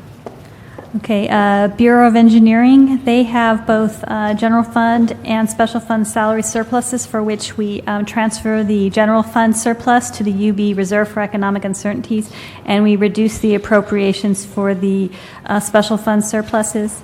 And those are the $500,000 to the UB for economic uncertainties, and the $500,000 reduction from the sewer capital fund, and a $100,000 reduction from the special gas tax street improvement fund.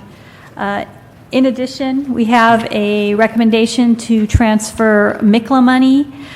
This is prior year approved MICLA to the Bureau of Street Services. BOE is the project manager, and they recommended this funding for the storm damage repair program. There's a slight modification to the recommendation. Recommendation number 33, which is on your attachment, and which has also been noted on the Excel spreadsheet, requires that for salary appropriations that the general fund front fund it and then it be reimbursed. So we've just added that language. Ray, let me ask, on the issue of special funds and furloughs, is that something at ERC in the near future? It should come to back to ERC in the near future, yes. Okay, all right. So we won't torture you on each department then? Thank you. Okay. The Bureau of Sanitation special fund surplus has increased from $10.2 million to $12.2 million. They've previously reported a decline in their sewer construction maintenance fund from the sewer service charge receipts, but they're trying to stay within that budget. We have recommendations to reduce their salary appropriations by $2 million, also as a result of these salary saving measures. And with regards to their funding to GSD, they've salvaged some of their refuse vehicles and reassigned vehicles from their residential collection, so there's a change in funding source for that.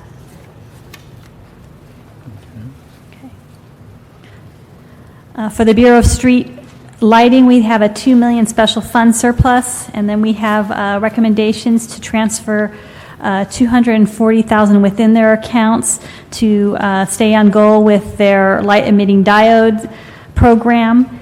And then we have a transfer recommended for $30,000 to their overtime salary account to stay on schedule for their Interstate 405 Sepulveda Pass project set for the schedule set by Metro. We have a transfer of $200,000 from the special gas tax fund to the Bureau's overtime accounts and street lighting supplies accounts to complete new stairway and walkway lighting construction.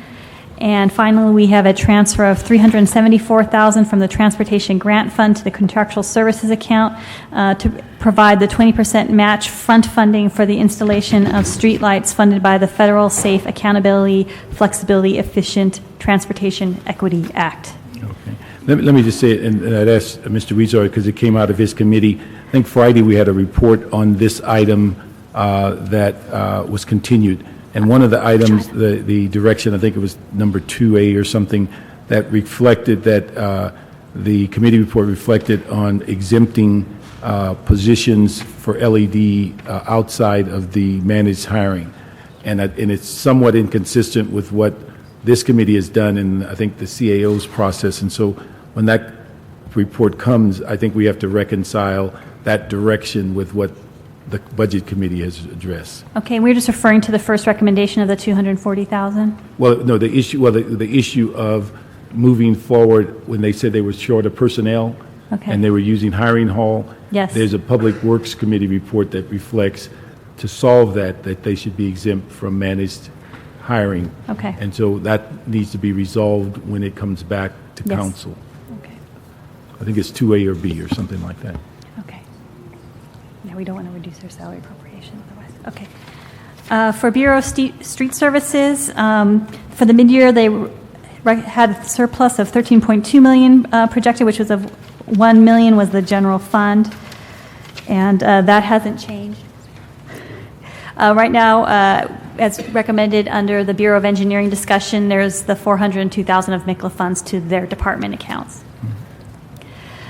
The Department of Recreation and Parks is projecting a $4.3 million general fund deficit. previously, but now they're projecting that they'll complete the year within budget. They are also reporting 2.4 million shortfall in budgeted revenue, and that's attributed to golf, observatory, pool, camps, parks, and tennis revenues shortfalls. For transportation, they're let me just ask on Rec and Park, could we get a similar breakdown that's specific to them on revenues plus their deficits, or as I asked on the police department? Yes. And then the one thing that concerned me on the write-up, when we talk about the on Rec and Park, is that they're talking about basically addressing their shortfall by closure of some facilities on Sunday and holidays. And at least in some communities, that's probably the most used period of time. And I just want to know, has that been vetted or evaluated as to picking those dates? That I don't know. Do we have the Rec and Park? Can we report back on that? Okay, if we can get that report back, because it just appears, just on a cursory thought, that those would probably be, particularly holidays, when they might be used the most, and weekends, but why they would pick those dates when it would appear that those are probably most used. Mm-hmm. And I don't know, it does say intermittent, so I don't know if they were doing some kind of rolling closure, but I Yeah. can certainly find out. In fact, what would be helpful for us is to get an actual picture of attendance at parks at different times that could help us make that, more intelligent. Because anecdotally speaking, people tell me Saturday, Sunday, and holidays is the biggest use of the parks. Mondays and Tuesdays less. But of course, everybody has their own point of view. I would like to know, as much as we can, data to help us make that decision. Okay. One of the things we heard, I guess, last week, that it runs a little bit different than libraries, where they're talking about closing on a Sunday.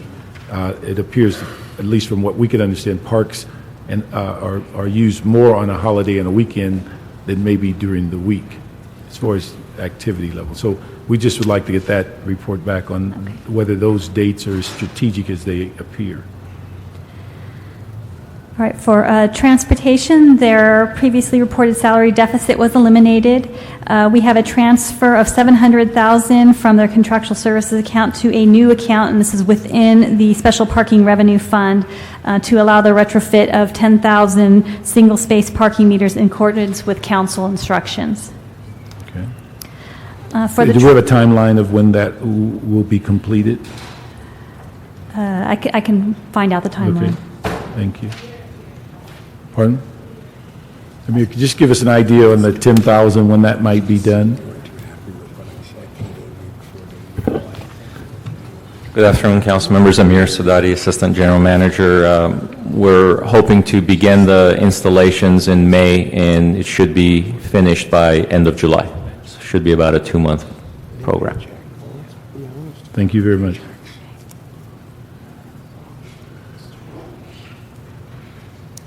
For the treasurer, they will complete the year within budget, and with regards to the $7 million of funding that was set aside in the UB for the bank service fees, $4.5 million has been appropriated to date.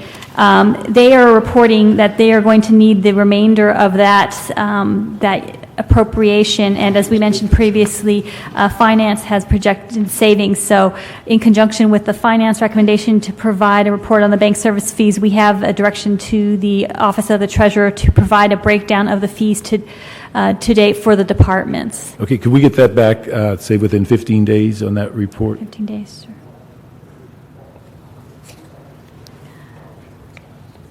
The zoo is reporting that they'll be in surplus, although their revenue is down. And with that, we can conclude the departmental discussions, and we proceed to the non-departmental funds and special accounts. So with regards to the general city purposes fund, we have a $2.9 million projected savings, of which we want to transfer $42,000 to the UB for economic uncertainties.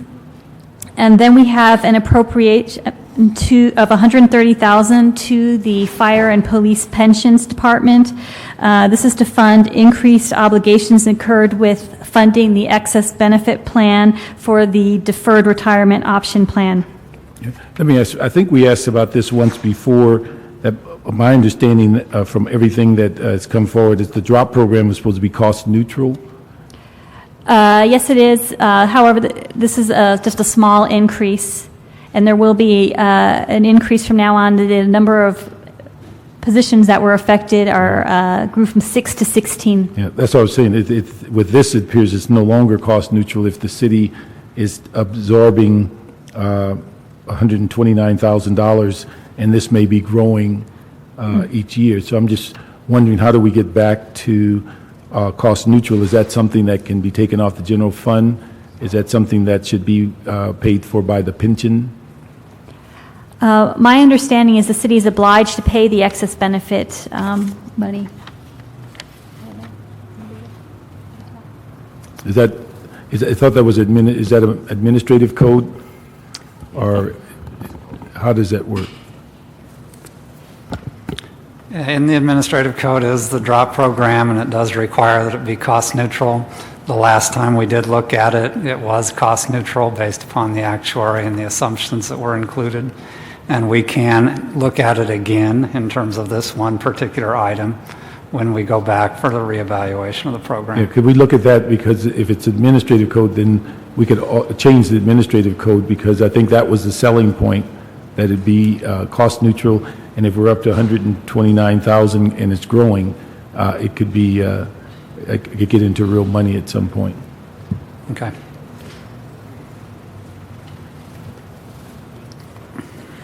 Okay, the next item is the Human Resources Benefit Fund.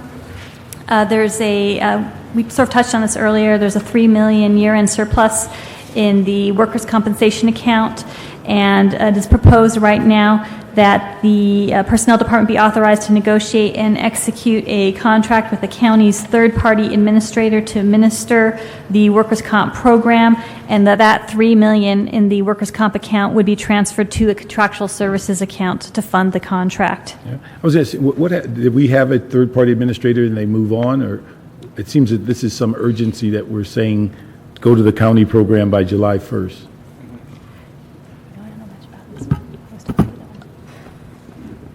A part of this is, all departments have experienced attrition due to ERIP, and I think this part of this has to do as a stopgap measure to deal with that.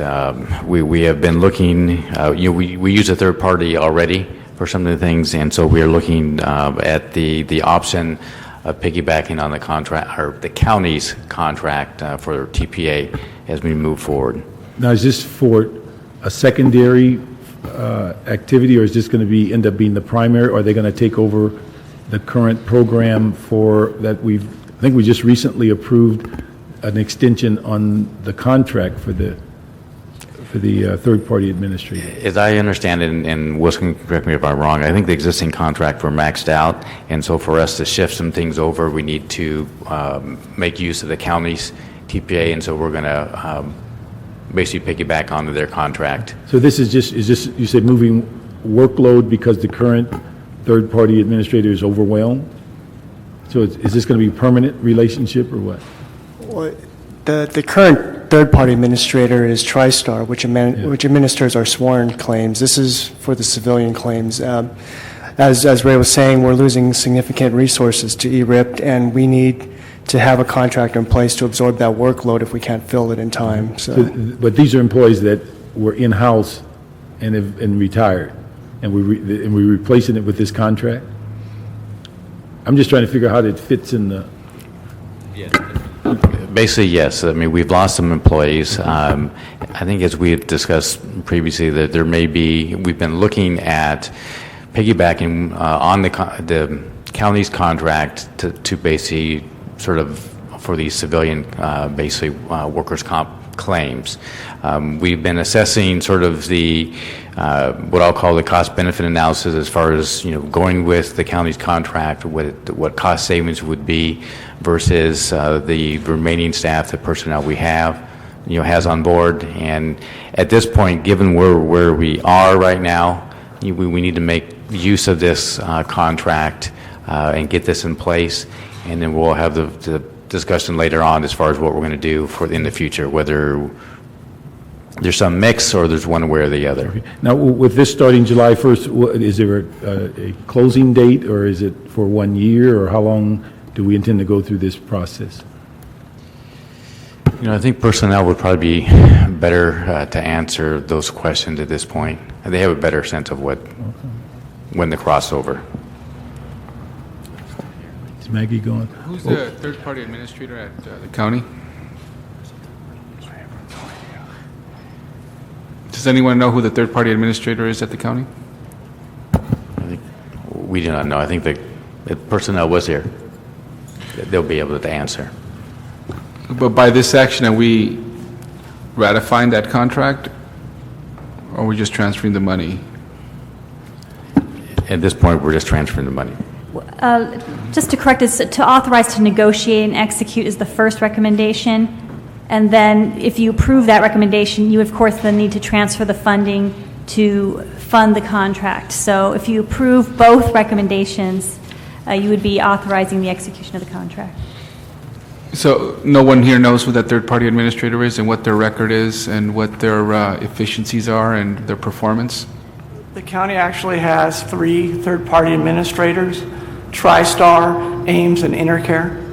And this would authorize us to look at those 3 contracts that the county has to see and utilize them to backfill these positions. And again, why don't we just do our own as opposed to piggybacking with the county? Due to the RFP process taking a long time, this is the quickest way to get a vendor on board. Okay. And TriStar is the same company that we're using for Sworn? I'm sorry, Councilmember? Sworn, you said TriStar, is that the same company that we're using for Sworn? Correct. And this isn't is this a commitment long-term to make the switch, or just to be clear, this is just in the emergency period where we've lost people to ERIP and can't fill those positions quickly enough? Correct. At the current time would be just to fill the positions that we've lost in ERIP, and then a cost-benefit analysis to see if this would be one of the recommendations that council would like to pursue for the entire program. Now, were we talking about hiring back a certain percentage of folks that were ERIP'd but not ideally so? And if so, could these be considered for some of those positions? Are you talking about 90-day contracts, or? My recollection is not whether we said we would only do it through 90-day contracts, or whether a small percent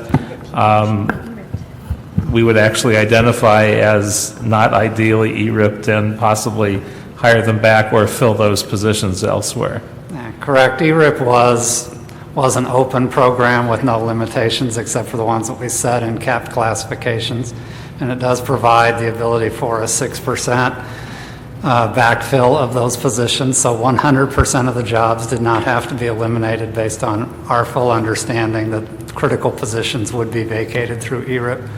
The question will become which departments will get that piece of the 6%, and whether or not this is one of the programs where we would like to spend that 6% capacity on. Because, for example, we lost PSRs through ERIP, for example, as well.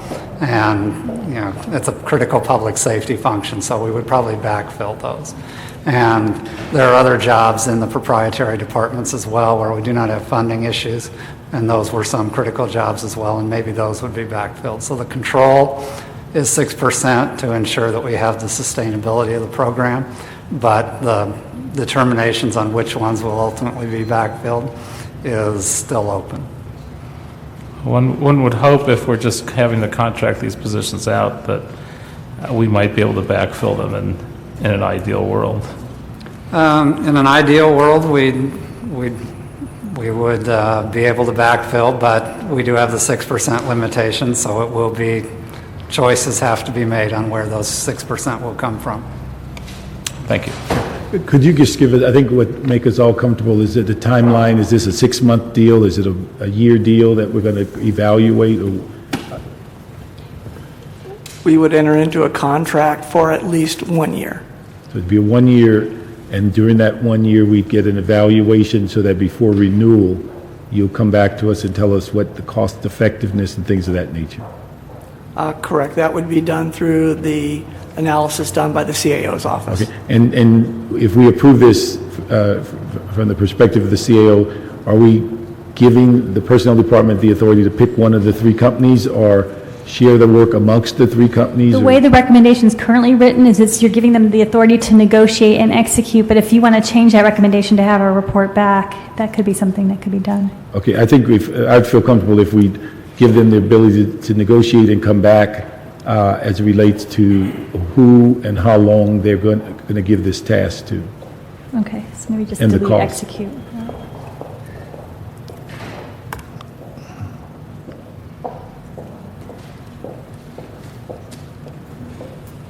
Okay, the next item is the liability claims fund. Previously, they projected a shortfall of about $74 million. That new estimated shortfall is $56 million. This is before any issuance of the judgment obligation bonds. Assuming a judgment obligation bond is used to fund any claims over $1 million, that would reduce the deficit to $2.4 million. We have two recommendations. One is to write off a $1 million reserve fund loan, which was not deemed to be eligible for bond financing by the courts, and so therefore that judgment obligation bond could not be used to reimburse the general fund. Do we know the rationale? Was it too late, or what the rationale that they rejected? My understanding is certain paperwork needed to be submitted and approved by the judge in the court, and that was not done, and the city attorney who was responsible for that has retired or is no longer with the city. Okay. So the thing is, when we do this accounting issue on page 32, when we say write off, we're basically taking it off the jobs and then moving it to a transfer from below 100,000 to above 100,000. Those are two separate transactions. It's $1 million, so that would still be a claims $1 million and above, so that wouldn't affect the account. What we have is now it's currently a loan. It's a loan that will not be repaid by the judgment obligation bond. So it's basically a transfer to pay. Well, but it will be paid through the regular litigation account. So it's really a accounting issue that we're doing. It's an accounting issue, correct. Okay. All right. And then the transfer is money from the liabilities claims account for those under 100,000 to the account for over 100 claims over 100,000. Okay. So those are two separate recommendations. Okay.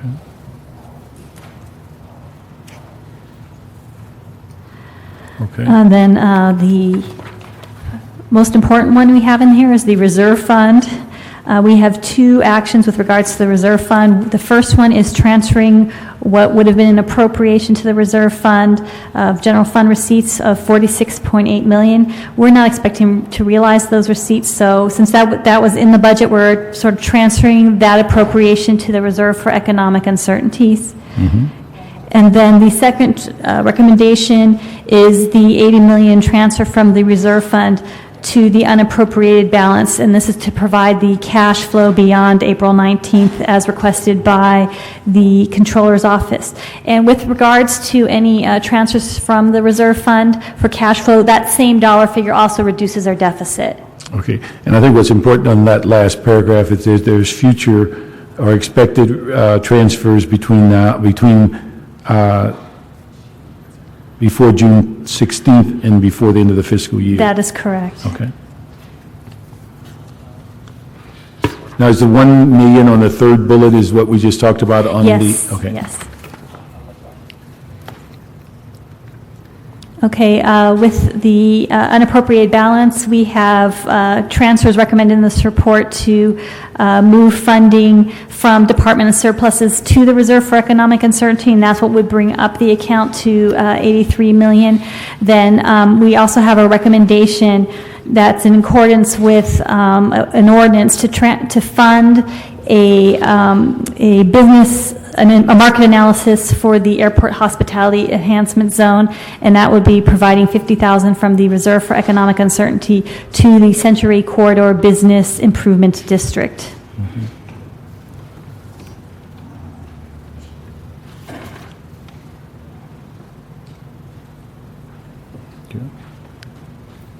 Next.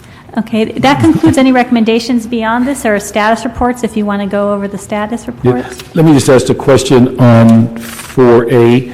When we look at those numbers as far as 3,700 current vacant positions, is part of the process we're going through and paring down the budget is to eliminate some of those vacant positions. And I'm assuming some of these vacant positions were taken or become vacant because of ERIP and also people moving to special funds. So is the game plan that some of that 3,700 will be whittled down in the near future? Yes, certainly we're, through the budget process, we will be eliminating position authorities. Okay. Okay. Colleagues, any questions on either the voluntary furloughs or the early retirement? I have a question. Yes.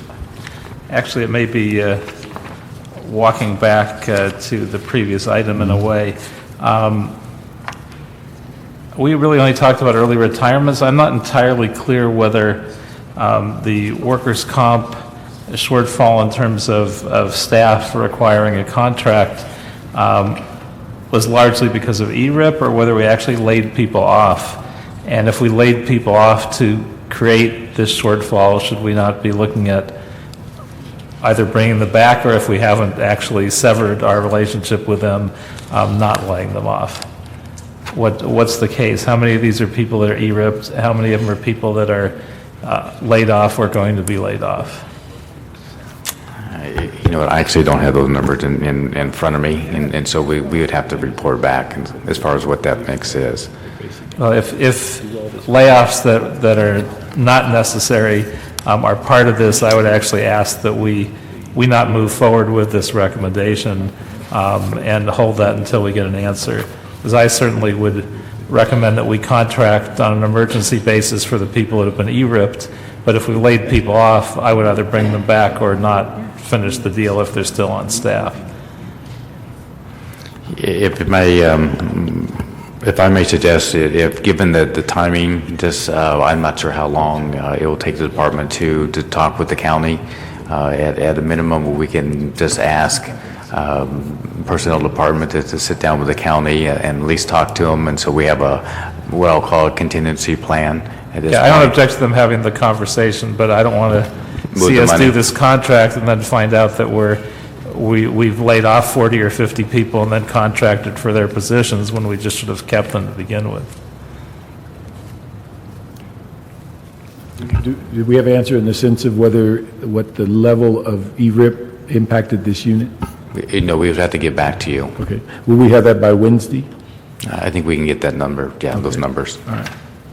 And that would be related to...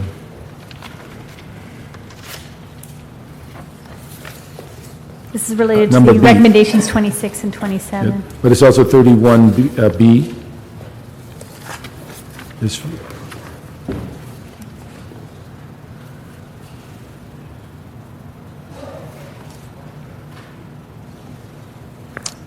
I'm sorry? no, I'm saying what Mr. Koretz's comments are asking for report back references 31B, page 31B. Oh, okay, yes. Yes, that's Okay. correct. All right. Is there any other questions on page 33?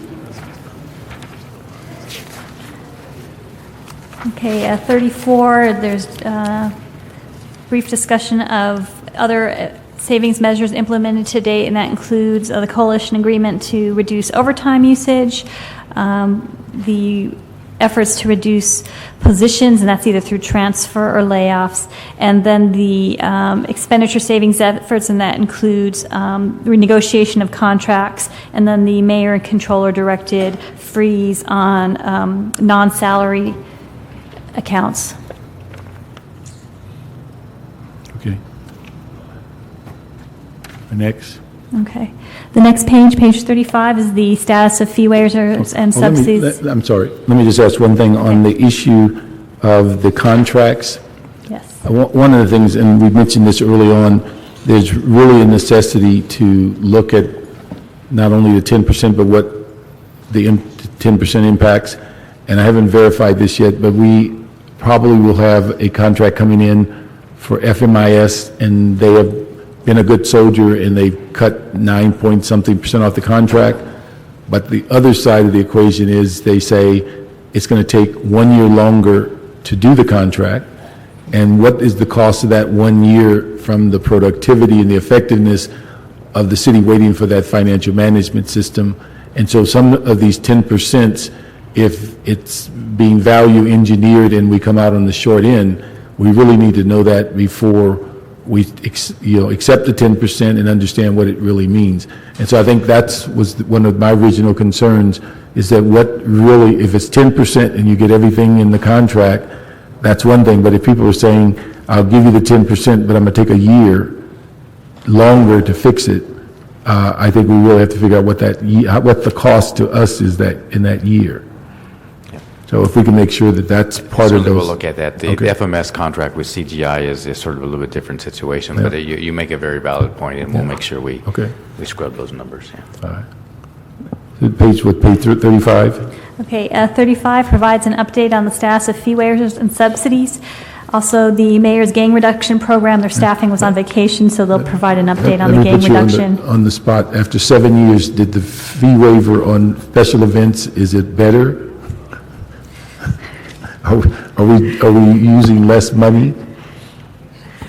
You know, having a policy in place that sets some criteria and parameters, I think we've moved in the right direction.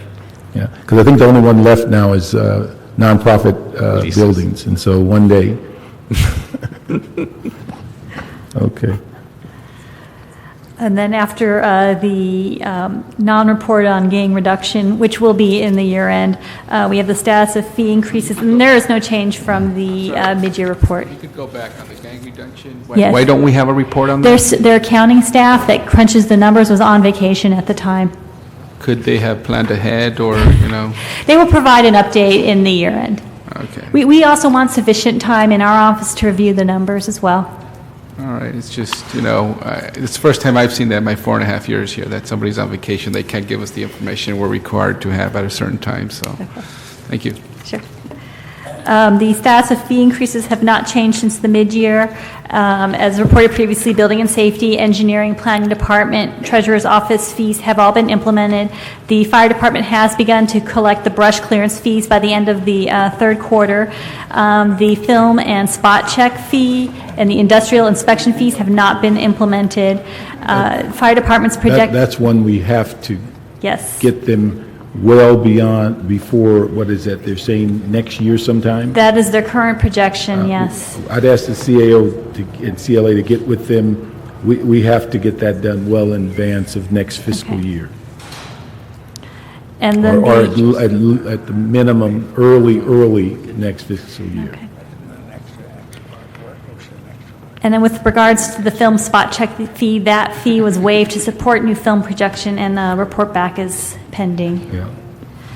And with regards to the MICLA commercial paper program, in December, 89.9 million of commercial paper notes were refinanced into long-term MICLA. And also in December, Mayor and Council approved increasing the MICLA program from 200 to 300 million. And when is that overall analysis for MICLA coming forth? I was not aware that there's a MICLA analysis due. Mr. Luther would remember that. On MICLA, we had asked when we on the report that we increased it from 200 million to 300. Okay. We said we absolutely need an in-depth analysis before we spend one dime of the increase. Okay, right now we're only at 100,000, but yes, we can report back. All right.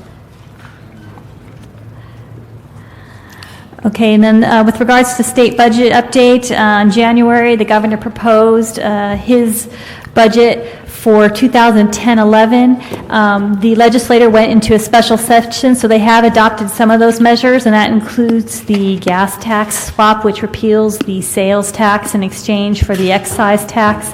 There was a minor change. They added an index to the excess tax, so it keeps pace with what the sales tax revenue would have been, and this would achieve true revenue neutrality. It should be noted, though, with the elimination of the sales tax, the constitutional protection that restricts the use of that sales tax to transportation funding is now eliminated. In 910, the state budget required the redevelopment agencies to make payments totaling $2 million over a 2-year period to an education fund to offset state general fund spending. The CRA has filed a lawsuit. The first payment is due in May, and they're hoping to hear the results of that lawsuit before May, assuming that if they weren't to be in their favor, the CRA LA would owe about $70 million in 910 and additional money in the following fiscal year. With gas tax and Prop 42, right now cash flows have been affected. They've been withholding payments, the quarterly and monthly payments. We expect the gas tax at the end of April, and the Prop 42 by the May. In addition, for this next coming year, they've proposed holding back funds again. However, we don't know the value of those funds because they've put a cap for cities of $50 million per month. So they have to do their calculation, assuming that passes. And with regards to the Prop 1B funds that they authorized localities to use as supplemental cash flow, now they're requiring that interest be paid on that, and that's out of concern by the state treasurer, but right now the city has no plans to use these funds for cash flow purposes. And right now, with regards to the monthly transfers, we've had about $25 million deferred to date. With regards to the vehicle license fee, this is actually kind of a positive note. There's money that is assessed as part of the vehicle license fee, of which we currently get 0.65%. There's also another 0.35% that goes to the state's general funds, and there's some discussion about whether some of that 0.15% would come to local public safety programs, but there's still some analysis required on that. Okay. And that's it. And colleagues, after that are 11 attachments that the CEO went through as she gave the narrative, and so if there are no issues on the attachments, we can then go to the amended recommendations. So attachment 1, you should have a revised attachment. All that's been deleted is the reappropriation to the police department. And it also shows at the bottom box what the approval of transferring $80 million does to the emergency reserve, which is untouched, and the contingency reserve. And that's on, you said attachment 1? That's attachment 1. Attachment 2 is the status of the UB balance general account. And attachment 2B includes the UB accounts, and it also shows actions that are approved in this report, and that includes the $150,000 to personnel department for their workplace violence training, and then the $22 million to the police department for their warrant salary deficit, the $50,000 to the airport hospitality enhancement zone for the Century Corridor bid, and then we have some transfers total into the reserve for economic uncertainty totaling $48.5 million. And what are those new positions at about midway of the chart? Oh, are you talking about the new positions for special funds, the new positions for? It shows in the mid-year new positions. Those were clerk. special funds appropriations that were approved with the mid-year report. So this is the status of all actions to date. So if you look in the left column, it tells you when those were approved by council. Okay. All right. Okay, attachment 3 are the new appropriations, and those are usually from revenue sources. So you'll see some for ITA, EMD, and Public Works Board. Attachment 4 is the transfers between departments and funds, and we went over all of these as part of the discussion, and that includes the MICLA appropriation. I'm sorry, that's attachment 5.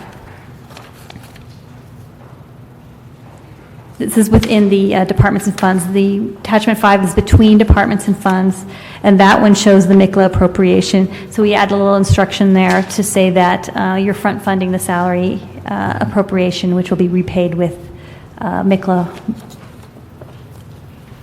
Attachment 6 is the actual recommendation to transfer money from the UB Workplace Violence Prevention account to Personnel Department. Attachment 7 is transfers of those surpluses to the Reserve for Economic Uncertainties. Let me ask, on those general city purposes, are these dues that we normally pay annually? Yes, and these would be savings in those dues. Okay, so the dues are paid, these are just the savings? Yes. Okay.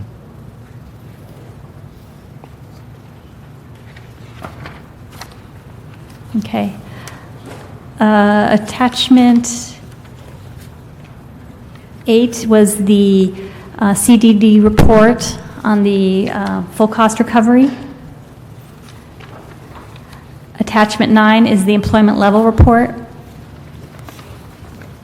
Attachment 10 is the savings through the voluntary furlough program. And then attachment 11 is the status of the fee increases. Okay. All right, and then we have the amended recommendations. Yes. And I think it's identical except for what, 3? There are 2 recommendations that were crossed out. There was a new recommendation added for finance, and then there was sort of a modification to the Bureau of Engineering language for the MICLA money. Okay, could you just identify that by number so that? Sure. Cultural Affairs item, I'm sorry, I skipped that one. The Cultural Affairs recommendation was replaced to reduce appropriations in their salary accounts to reducing appropriations in their 9010 account, their 9633 account, and their 9832 account for the equivalent dollar. And that money would then be used to reimburse related costs. Recommendation number 11 for EMD, we're eliminating the recommendation to refund $113,000 to LA County. Recommendation 18 for the police department, which is for the reappropriation of $25,000 for the sexual assault kit tracking system. We're deleting that recommendation. And then at the very end, we have 2 added recommendations. The first one's for finance, and that's in conjunction with the Office of the Treasurer recommendation. And they are to provide a detailed calculation supporting the $1.7 million bank service fee savings. And then recommendation 33 is the additional language required for the MICLA appropriation to street services on behalf of the project manager, Bureau of Engineering. Okay, all right. And then we had several recommendations that were verbally added. And colleagues, Mr. Koretz had a motion, I seconded it. I don't know if we want to vote on it, but that's the issue of stopping police hiring between now and the end of the fiscal year. So you want to vote on that, or do you want to put that in as a item within the recommendations of the committee? I'd ask for a vote. Okay, want to go? Well, there's no objection, is there? No objections? I want to object and have a discussion on the council floor. Okay, so it's 3-1 that we ask that the issue of hiring cease for the police department between now and the end of the fiscal year. Let me ask one other thing. On page 3, under the reduction DWP power revenue, is it possible that we can get a little more expanded context as to what occurred between DWP and the council? Because from the wording here, it just appears we... You mean like the timing of when the meetings occurred? Yes, no problem. And so we can get context. It just appears we just said no. And I think a lot more went into the council, giving them clear direction and variety of things. Is this something you wanted in writing, or? Yeah, I think we need that just to clarify. And in fact, Ms. Perry put something out recently that clearly identifies what the issues are. Oh, yeah, I got this. Yeah. So if we can do that, just in expanding on that issue on page 3, that we can put that a more expanded view of that.